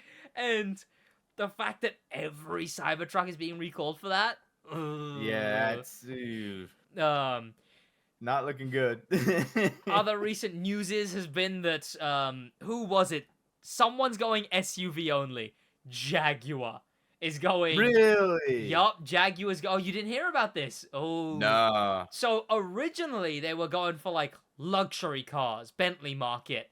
And then now they've decided SUV only. They've decided they're scrapping the F-Type, they're scrapping the F-Pace, they're scrapping any car that isn't an SUV. It is just going to be SUVs that they sell now. Which is depressing. That sucks. They're pulling a Ford. Yeah. Got the Mark E, a plague. An absolute plague. It is. I see it everywhere, and it has that disgusting trying to be a Mustang front bumper, but it just looks like a Mexican mustache, and it does my head in, and it just they're everywhere, and I hate it. That new Dodge EV as well. That thing's Ooh. got stuff that makes it look like they're trying to get it into Europe as well, but people do not like that Dodge EV. Yeah. It's looking rough for that. What other car new stuff? I mean, Aston Martin did a funny where they the EV market's kind of imploding. The Porsche Taycan you can pick up for a cool like 50K or something. And Ooh. Aston Martin have gone, you know what? I think we're going to indefinitely delay our EV cars. What do you think about that? Well, what do Hmm. you guys think about that? We'll just delay every EV car. Doesn't seem like the time to be making EVs at the moment. Yeah, there has to be some sort of bubble pop at some point with these EVs. Mm. And I hope the future is more with synthetic like gas Yeah, and like yeah, synthetic fuels as opposed to like strictly EV. I mean, the choice is good. The fact that we have a choice is yeah. good, but like having the choice of okay, I still want a combustion engine, Mm. but like I still want. Obviously, we need to move away from fossil fuels, Yeah. synthetic oil and all that. I hope that's more so where we go down. So the And I EV, do yeah. think we are starting to see that bubble pop with EV. Oh, 100%. With the depreciation, like one of Yeah. the Polestar 2 is like a 20K car or something. And it's wild. Like Uh, oh 08 levels. Like yeah. The EU actually, because obviously they had this old rule where they were gonna be like everything has to go EV by this year. I think it was like BMW or someone threw a fit, and now it is EVs or synthetic fuels. So it's a better direction than it was going previously, I guess. yeah. So it could be looking up. Some cars are making comebacks. The MR2's coming back. Yeah, Ooh. it's like I think it was like a collab, or like maybe they're not doing it as a collab anymore, but some good stuff's coming out of the car world, and some absolute stinkers are coming out of the car. What's your take on cars in general nowadays? I'm just really I'm not a big fan of Dodge taking away the Challenger and Oh just yeah, retooling the Charger. I have a feeling like at making an EV, I'm glad that they are taking some steps to Dodgeify it, make it like yeah, still like the bad boy of like cars. yeah. But like I kind of wish and I hope maybe the tides will turn in my favor soon. But like I hope it'd be cool if they made like a muscle car with like synthetic like gas I that ran on that type of stuff. believe there will be a combustion version of this EV Ooh, Dodge. That is that's good. that's coming, I believe, way later. But there will be a like actual engine version of this Dodge, so you can get the That's good. body with an engine, I guess. Yeah. So Yeah. that's you are getting what you wanted there, I guess. Yeah. And then I guess in my neck of the woods as well, because I drive an Acura, Yeah. basically the Honda Accord over there. I drive a Yeah. 2010 TSX. Mm. I'm also so okay. Aside, I'm so pissed that Europe got the TSX wagon stick shift variant, Oh and we yeah. didn't. Yeah. I stumbled across one when I was in Denmark, and I was so pissed that you Yeah. got that and we didn't. The only version we got was the automatic. Mm. So not a Oh. fan of that. But I mean, Acura, the Integra is pretty sick. Yeah. They have the Type S variant. I saw that when me and Richard, Niner Racing Division, we were at Monterey Car Week back in August, Yeah. and they had like the brand new like Acura Integra Type S and all Yeah. that. So the Integra, everything Acura is doing is pretty cool. They just announced, I think, the ZDL or whatever, Mm. the new electric like Oh, SUVs that they yeah. have. Yeah. But all their sports cars and their like all their like sports sedans and coupes are all still combustion. Yeah. So, and Acura's always kind of been more on like the sportier side where they want to maintain this like sportier look and they want their cars to kind of be like the luxury sportier versions of Honda. Mm. And it seems they're a lot more cautious when it comes to EV and producing that type of stuff. Yeah. So I think at least with Acura going forward, I think I can see them moving more towards the synthetic fuel as opposed to just straight automatic. Speaking of, the Honda Prelude also got confirmed for a Yeah, I saw that. Yeah, yeah. That's insane. Yeah, so that's also That looks clean as fuck. yeah. Like I like that. I think I quite liked it. Josh said its proportions were rather off when you really look at it, but he said the front was way too out, something along those lines, but I think it looks zippy. I think it's got a little that looks sick. yeah, it's got a little pep to it. And it's like, yeah, just even having like actual lights instead of just like the most generic thing imaginable. It's good that stuff like this is coming back, because with Audi R8 cancellation and the Chargers and whatnot, it really looked for a minute that any cool car was dying. I mean, the GR86 came out like what, a year ago, 2 years ago. Oh yeah. And my dad actually bought a GR86. He had it for like a few days and he sold it, but like Yeah. Oh yeah. but I was able to drive it, and I mean, obviously, the first I hopped into that car and I was immediately doing triple digits down the turnpike, but like we're not gonna talk about that. Yeah. But that was a very fun car to drive. I have like GoPro footage somewhere in my computer. Yeah. I was trying to downshift and the downshift protection came on. It was such a fun zippy car to drive around, and it was like very low to the ground. It felt like a go-kart. The closest comparison I can get to it is the MX-5 that I drove. So I will say, like, the Honda Civic as well, the newest one. It's basically it's becoming a prelude, and it's not a prelude. Sorry, no, it's becoming an Accord. What the Civic's kind of become, it's just like an Accord Sport. Like at one point, it's not a hatchback anymore. But I will say, I do really like this the Civic. It's a bit too long for my liking, but what they don't do anymore, and it sucks. This as a wagon. I just like this as a wagon would just, but they stopped doing the Civic wagons. But this as a wagon would have gone so hard. A bunch of airing away from wagons recently. Passats no longer ever gonna get a wagon. The Passats only getting sedans now. Kind of sucks. But Civic Type wagons R. are cool as fuck. Wagons are cool as fuck. Like, yeah. It's a shame that they're going away. America doesn't really have the craze of it. I've had a lot of Americans be like, God, why do Europeans even like wagons? It's like it's just sort of, it's a very European thing, I guess. It's like America has the pickup, Europe has the wagon, and then I suppose Australia has the ute, which is the the day-to-day utilities of any kind of thing. One thing that the pickup truck doesn't have that or maybe they do, to be fair, that utes and wagons do have, is cars that shouldn't be utes and wagons as utes and wagons, like the Civic wagon. There's like a mini wagon. There's like I forget there's an Aston Martin wagon. There's a Dodge Challenger front, but on a wagon. And I've got like a subtle obsession with like wagons that shouldn't be wagons. There's something about them. It's like odd in a sense, like the TSX wagon or like the Honda Accord wagon. Yeah. I love the TSX wagons. Like if it wasn't automatic only and I could find a stick shift variant, I probably would have sold my TSX for a TSX wagon. Yeah. Like a while ago. Drove past today actually a Golf GT, like an old school Golf, like a Mark 1 through 3 Golf, as a ute. It was like a Golf Mark with like a pickup truck back, and it looks sick. That's right? wild. Yeah, that's wild. I love that. I feel like you don't get that much anymore because every car has to be its own, big whoa. But like, just chuck it out like a car that shouldn't be a wagon or a ute as a wagon or a ute. If I can ever find one of these in good quality condition for like, or just cheap in general, I do want to get a Buick Roadmaster right there. Yeah, it's a very American looking car.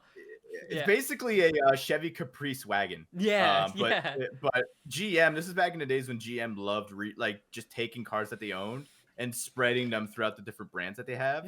So this Buick Roadmaster is basically just a Chevy Caprice, but it has a V8 and a Corvette engine in it. There's an LS engine in it. Yeah, that's kind of cool. Or is it LS? No, it's an LT engine. I forgot which one it is. Either an LS or an LT engine. But like, it is like, I shit you not, like 260 horsepower. A V8 engin in that. Wait, what? A V8? Yeah. What? Yeah. Okay. The stuff they've hid in that one. You got yourself like a sleeper build. Yeah, I've seen not of the Buick Roadmaster, but of the Chevy Caprice wagon. I've seen a drag build. Damn. So what I've seen, basically in Philadelphia, where I'm from, they were you born and raised? Have about an hour north. I can't claim I'm from Philly. If someone finds out I'm actually from Philly, they'll like, yeah. But it's one of those situations. I live close enough. Yeah. But there's a big drag racing scene in Philly, and by that I mean like actual like drag spec cars that are brought in on like trailers and everything. I'm gonna try and find it, Mm. but there's this one drag spec Chevy Caprice wagon, and watching the videos of them taking off, they're doing like the wheelies as they take off. They're like getting like 90-degree angle. It's like proper insane. But just seeing stuff like that, and like you said, like wagons that shouldn't be wagons, or just look odd, or just like the oddity, or like seeing cars doing things that the certain cars shouldn't be doing. Exactly. Like I went to a drag strip the other day, and there was a while ago now, but there was just like Fiestas, old school Fiestas, but front wheel drive drag cars with like the massive front tires and the slicks. And went to a demolition derby the other day as well, and there was a Celica in a demo derby, which was quite fun. Here we go, playing for the video viewers. So I'm trying to find, it's like somewhere within, like when you get to like 1 minute 6 seconds in, you see like the Caprice kind of roll in, like the drag spec Caprice wagon, and then it's like later on the video. I see it bright red. Oh yeah, if you go to 6 minutes 20 seconds in, you'll see them about to like line up and do the actual like race. Yep. There we go. Yeah, I see it. Like, yeah, just being around something like a drag race, like a drag race pickup and a drag race that wagon. Yeah, it's just it's the Philly way. It's the Philly way. Yeah, like that's such a cool thing. It's so cool. This is the type of stuff I would love to see out of like a drag update for Need for Speed. Yeah. Where like the burnouts, you know, like the heating and the engines, like putting the little like the liquid like oil down on the road to like get the road on fire. Like doing like the burnouts and everything. Like that shit is so sick. Atmosphere on its own is such a big thing. Like something I said for the Crew Motorfest is that like, imagine if, I assume you know the car meet tent in that game. They got that like the tent. And it's like, that's, the car meet tent. And I'm like, okay, sure, whatever. But imagine if the atmosphere for that was more like this, like an actual car meet. Like you go around, have like, maybe even have like comms, right? Have like, you know, open mic.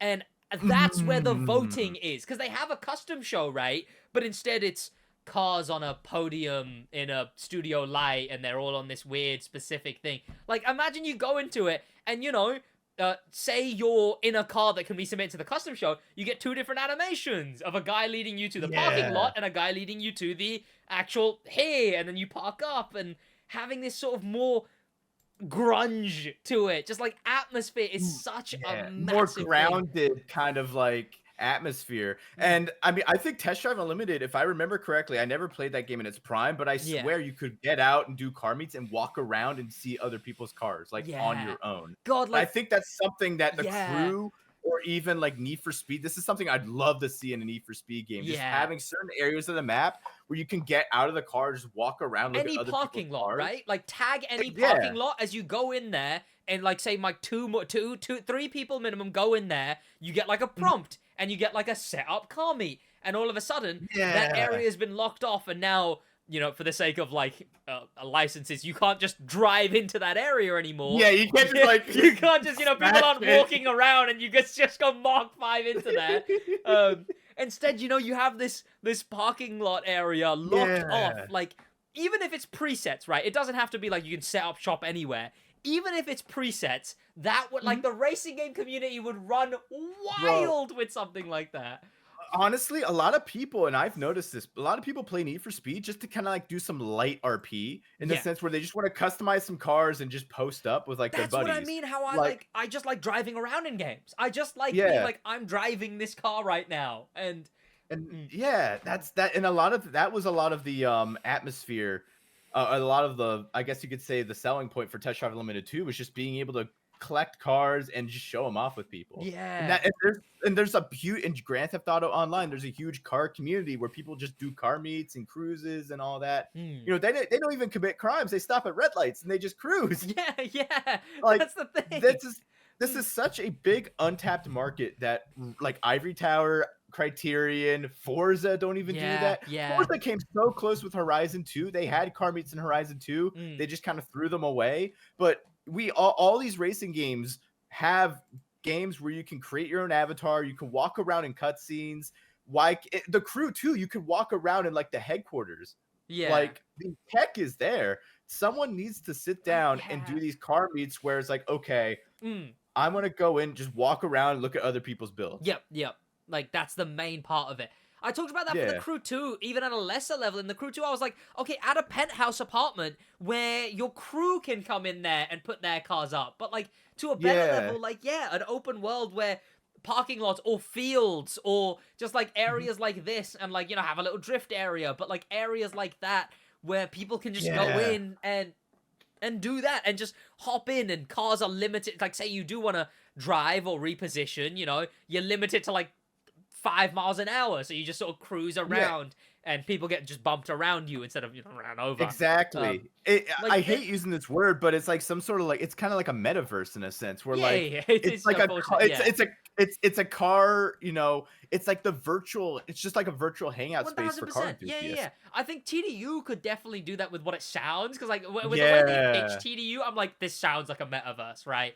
But like, the fact that even TDU, they're not launching with houses. They confirmed they're doing that like hotel instead first, and then they'll do houses.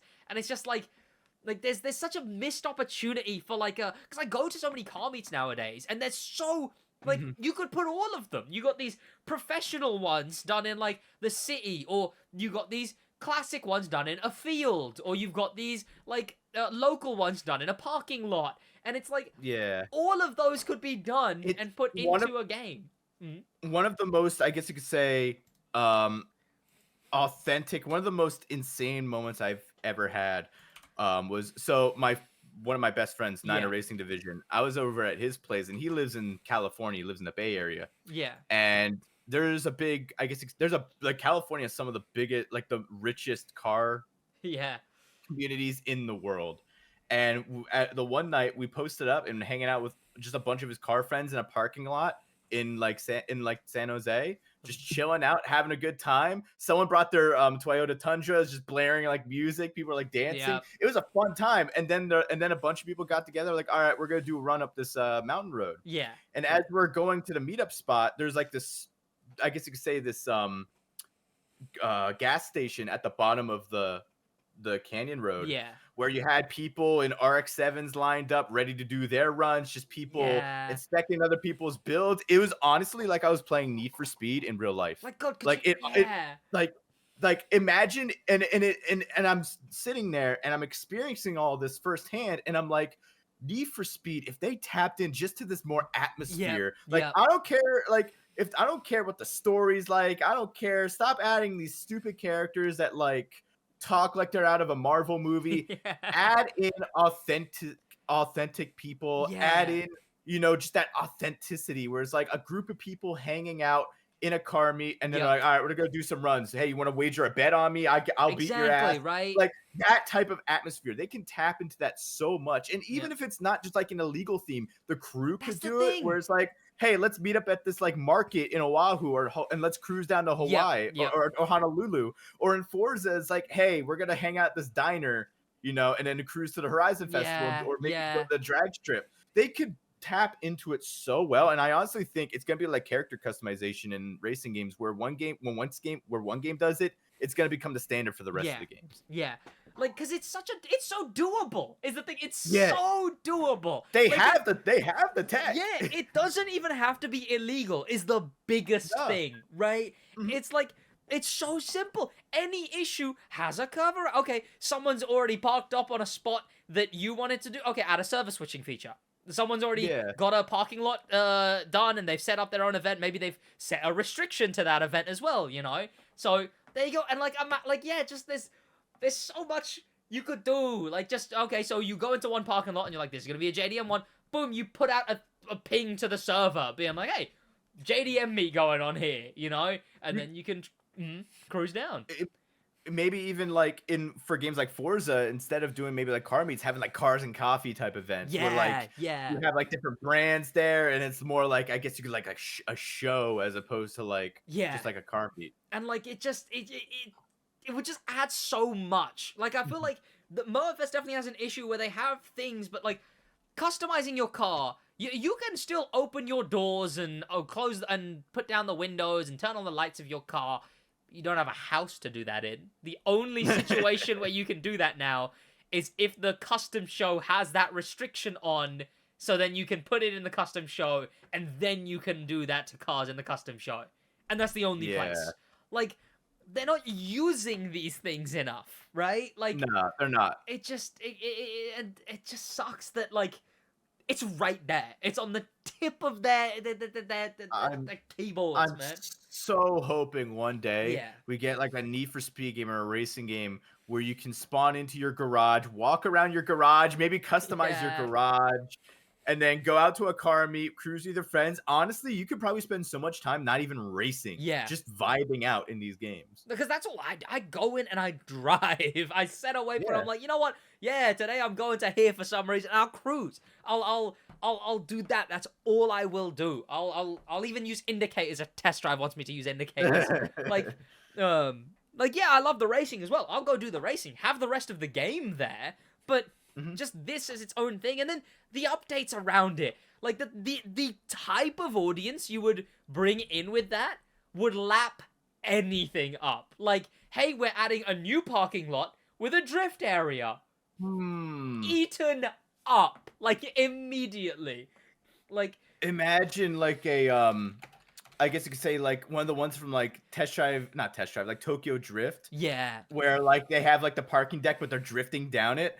There's this, or like something like this. There's this really cool parking deck. It's too narrow to drift down. Sure. But it's called the spiral deck, and it's just like one giant we've spiral. got one in Luton in the UK. It's a big spiral all the way down. Yeah, we've got an identical one in Luton.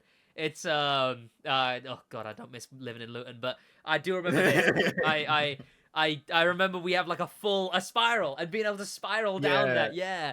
Like, and having to do that, just the idea of having to do that practically, right? So, yes, it could just be a menu and you click, okay, now let me go to the drift deck section of the thing. But, again, if they limited it to, like, a 5 mile an hour when you're inside of there and people just get bumped around you to actually drift there, you drive over to the drift area, you know? You cruise over there. And, like, I would never leave first person. I would sit in first person day in, day out, and like you just vibe. Exactly. Like the big thing is that I hate that I said this and did this, right? During the Crew 2, I was like, God, I can't believe I have to run in the garage to the summit. God, I can't believe I have to run over to the shop, and then I have to run over to the PvP. This all could just be a menu. I hate that the summit and any PvP is all a menu now in Motorfest. I despise that that's just a menu. I remember in the Crew 2, I'd always get the start of a video because I'd start at the house, and then I'm introing the video driving to the HQ to do the summit. Like, now it's just like, oh yeah, summit video today. So let me just pause and go into the summit really quick. And you don't really know what you got until it's gone. And truly, I get it. With the HQ, it was pretty boring. It was the same thing every time. Yeah. So, but like, imagine if they really fleshed it out and like there was like it was like a main stage, or it was like a like an active like area where every time you loaded in, like some new people had their cars like parked up. There's always something fresh, and there's people like milling around. That would have made a lot more sense than just having an HQ. That's what I've wanted for one thing I want for Motorfest is I'm like, but indoor car meets are things. I've been to an indoor car meet. It was in like a massive 3 big connected like storage things that you can like rent out, and one of those was specifically done for like a show going on. Like, they had a bunch of monster trucks ramping stuff. They had like drift cars, and they had like these custom like souped up cars. And I'm like, if they had an area like that you could walk to, and then you're overlooking like a big like open area that just every month or every update they just like plow out a new show that loops. Like, and that's it. And then you just like, whenever you log in, you can go and see this new stunt show that's going on. Or maybe for one thing, it's a different thing, right? And you can just, like, watch that. And, like, then it has this atmosphere of stuff. And, like, just the idea of hearing it in the distance is like something that racing games are missing, man. They're The missing atmosphere. them. Yeah. Imagine if you could just like customize a car, Yep. enter it into a show, and win awards like trophies and shit. Yep. And the thing is, the Like- custom show tries that in the worst way. Like it's like it's like the idea's almost there. Like you submit a car to the Yeah. custom show, and then other people vote on it, but they just don't have that. But as a Kami, as the atmosphere, the tent feels it feels a pain to be in. It like Theo even talks about it. I'm just annoyed every time I'm in the tent because you spawn there.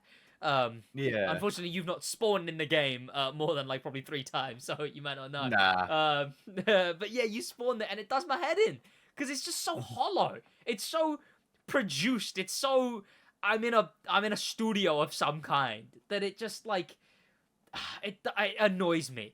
And even the festival, like the music aspect of it, Motorfest actually has that. People don't really notice that, like in the festival area, there's little pockets where they're locked off from driving, obviously, but there's actually like a stage of crowds and music and like little things that they've done that people don't actually really see. Oh wow. Yeah, because they never point towards it or show you that it's going on. They never show you that atmosphere I never is do there. that. Exactly, right? There's like these little, just a bunch of different areas with like, they're separated by, they're on like a little mound often. They'll be locked off, but they'll have like actual, like a person playing music and then a bunch of, like general people. And they'll have like one of the gates that you have to, do a thing and then you go through a gate to get through. But that's there. But nothing else is. Then they don't point to it, and that atmosphere isn't shown to you that it exists. Instead, you're just driving around, right? Like the immersion I'm fully rambling now. I'm off on one, but drag does my head in the game. They have a split lane drag race in the game where you still don't race another car. It's still just you in your own thing, and the events are exactly how they were in the Crew 2 and the Crew 1. That's so typical Ivory Tower. That's so typical. And I'm like, an update, there would be a drag event where it's an actual bracket and whatever, and you actually race someone. Like, I came up with a few ideas for it where I'm like, okay, so split them up with events in between. One, you go in on a test track, you run 3 separate cars, and then you choose which one you want, and then that's the one you have to run in the next event.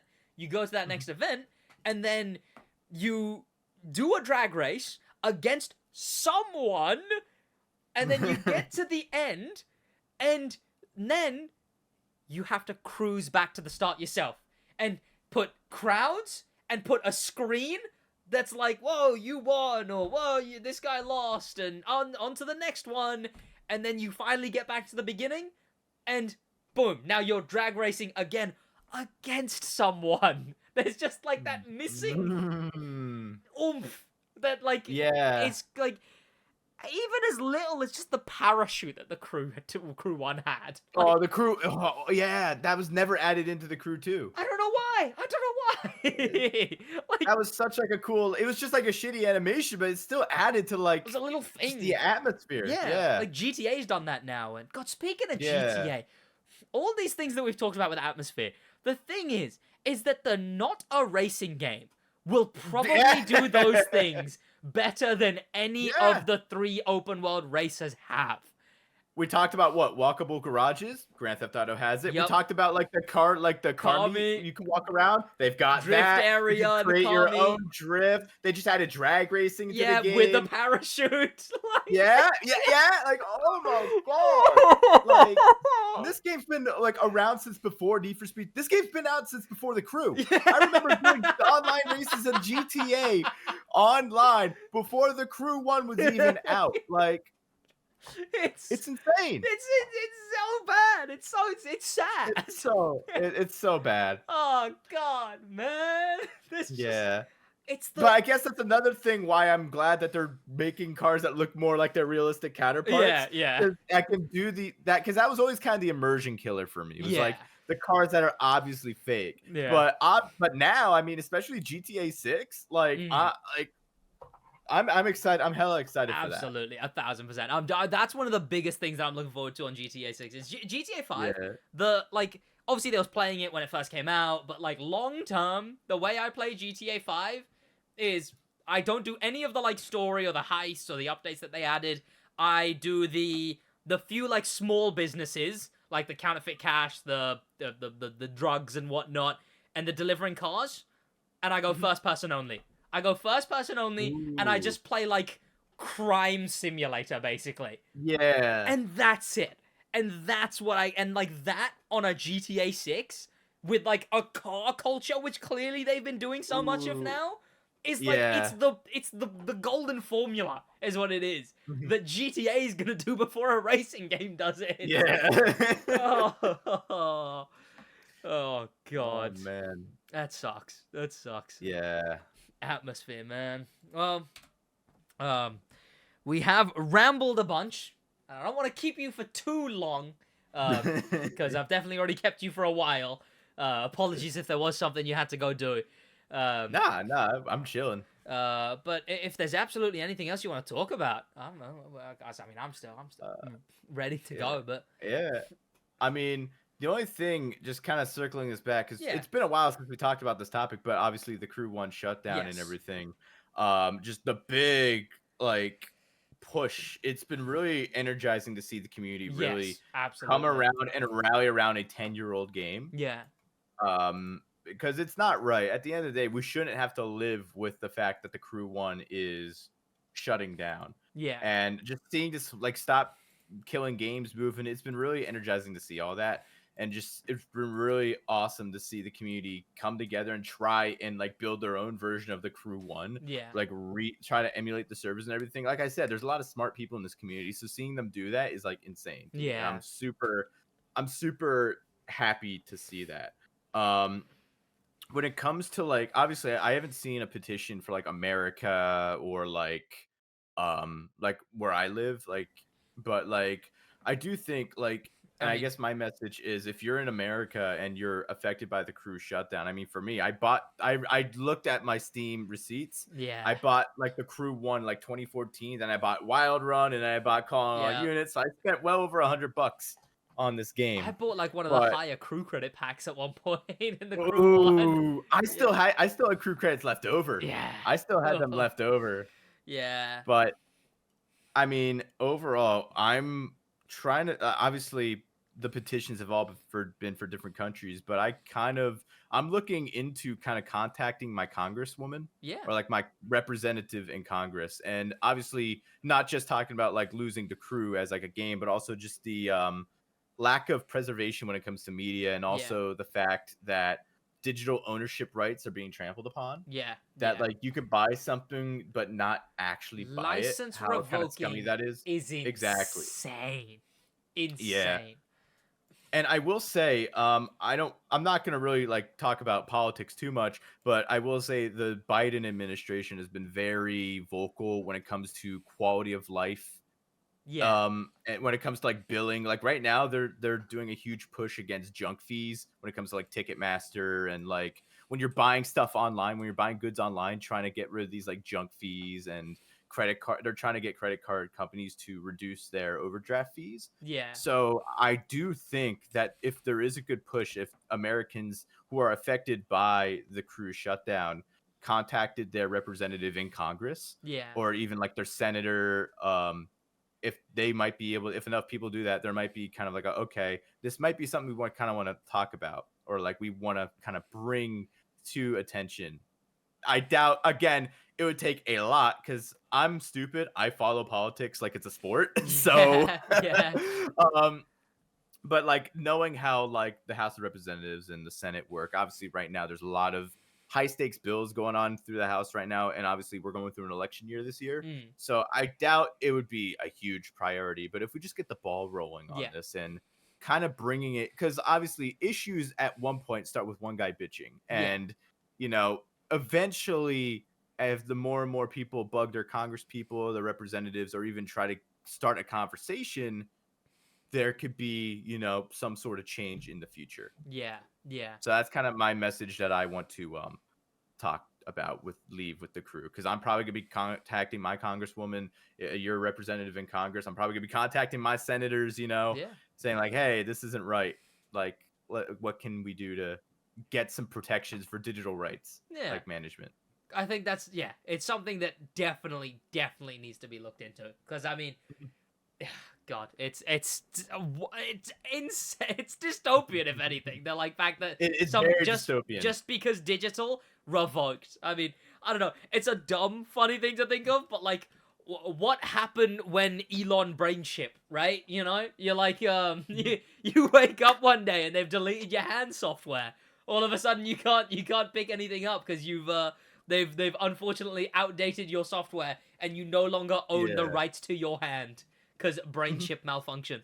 But it's just it's cyberpunk-esque is what it is. It's like they're just revoking what you bought just yeah. because they feel like it. Yep, because digital and money, too much money involved, so beep, beep, beep, beep, beep, boop, and done. Yeah. Sad. And I think figuring out what you can do is, I think it's a good place to leave it off on, is circle back and just check out what it is you can do. And look, if you're not the type of person who has the whole the chutzpah, wants to go out of the way to do something, check out the Crew Unlimited server. You know, if you care in the slightest, check out the Crew Unlimited server. They're working on bringing just spread the word. And yeah, spread the word. Right, that's the little bit you can do. If you can't, if you're not someone to go out your way, you know, find someone who could go out of their way.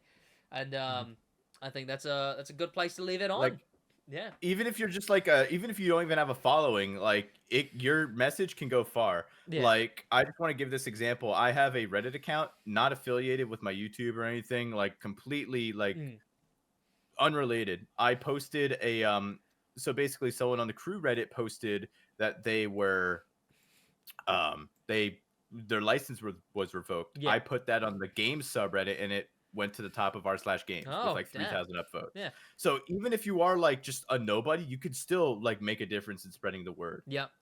Like it's the little things that you can do that matter a lot. Like it reaches. And I will say, unfortunately, that what sucks. I'm surprised I didn't mention it in the whole episode, but unfortunately, there has been some bad actors, which does suck.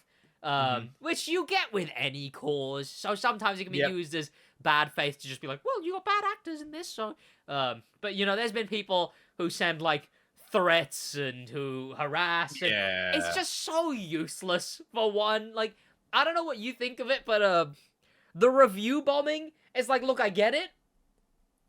Little silly though, pretty silly. Because as much as yes, it is like, you know, oh, this is the franchise that's doing this. It doesn't change anything review bombing the Steam, as well as it doesn't even really put it in Ubisoft's eyes more than... It doesn't really put it in anyone's eyes more than anything else has. It's outrage, yes, but I think the review bombing specifically as outrage, it just seemed a little silly to me, is where I was kind of on that. Yeah. I mean, I personally think that, like, it's just a consequence of their actions. Yeah, no, that's a fair thing to. And I do think if the Crew 1 is spelling the fate of the Crew Motorfest later down the road, I think people should know that, hey, you could buy this game, but you might not own it later down the road. Like, and that could be like a serious thing. And that could honestly, and some people might buy the game thinking they can just play it offline, all that type of stuff. Yeah. But if they see all these reviews talking about it, as long as like the reviews are respectful and like they're pointing out actual key issues with the game, or like talking about like, hey, like this is going on in the game right now. Yeah. I think I don't have a problem with it necessarily. Now, if you're going in review bombing, saying like, oh, asshole developers or like being stupid about it, that's different. That's a different story. Yeah. But when it comes to like actual genuine criticism, I mean, I'm a big Overwatch guy. I shouldn't be. Overwatch is like crack. Yeah. Like it's bad for me, but I still play it. But when the game came out on Steam, I left a negative review because I didn't like, and this is coming from someone who's like at least 1,000 hours in Overwatch. Yeah. Like, there's a lot of things wrong with that game. And this is the first time that players are really able to kind of directly tell the world without having to go through the Blizzard forums or going through Battle.net. Yeah. So they just let loose. And I feel like that's part of what's happening here with the Crew Motorfest. A lot of people for the first time are able to vent their frustration. I think it's a two-pronged thing. Yeah. Where obviously you have people who are dissatisfied with the Crew Motorfest, and it's now on Steam, so they're publicly saying it on Steam, even though because they've been in good faith, they're talking about that. And then you also have the people who are upset over the Crew 1 shutting down and the future of the Crew just as a franchise and where it's going. Yeah. I think it's absolutely valid to... I think it's a valid line down the middle of it being like, yeah, it's definitely... Look, it was a rough time to release a game on Steam. The timing there... Yeah, the timing was wild. Yep, and then...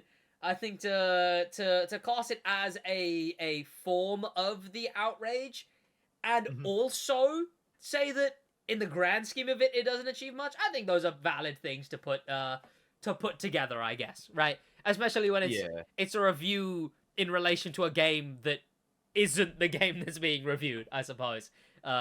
It's a statement, yes, a part of the grand thing, but not much to do with the game specifically. But then, yeah.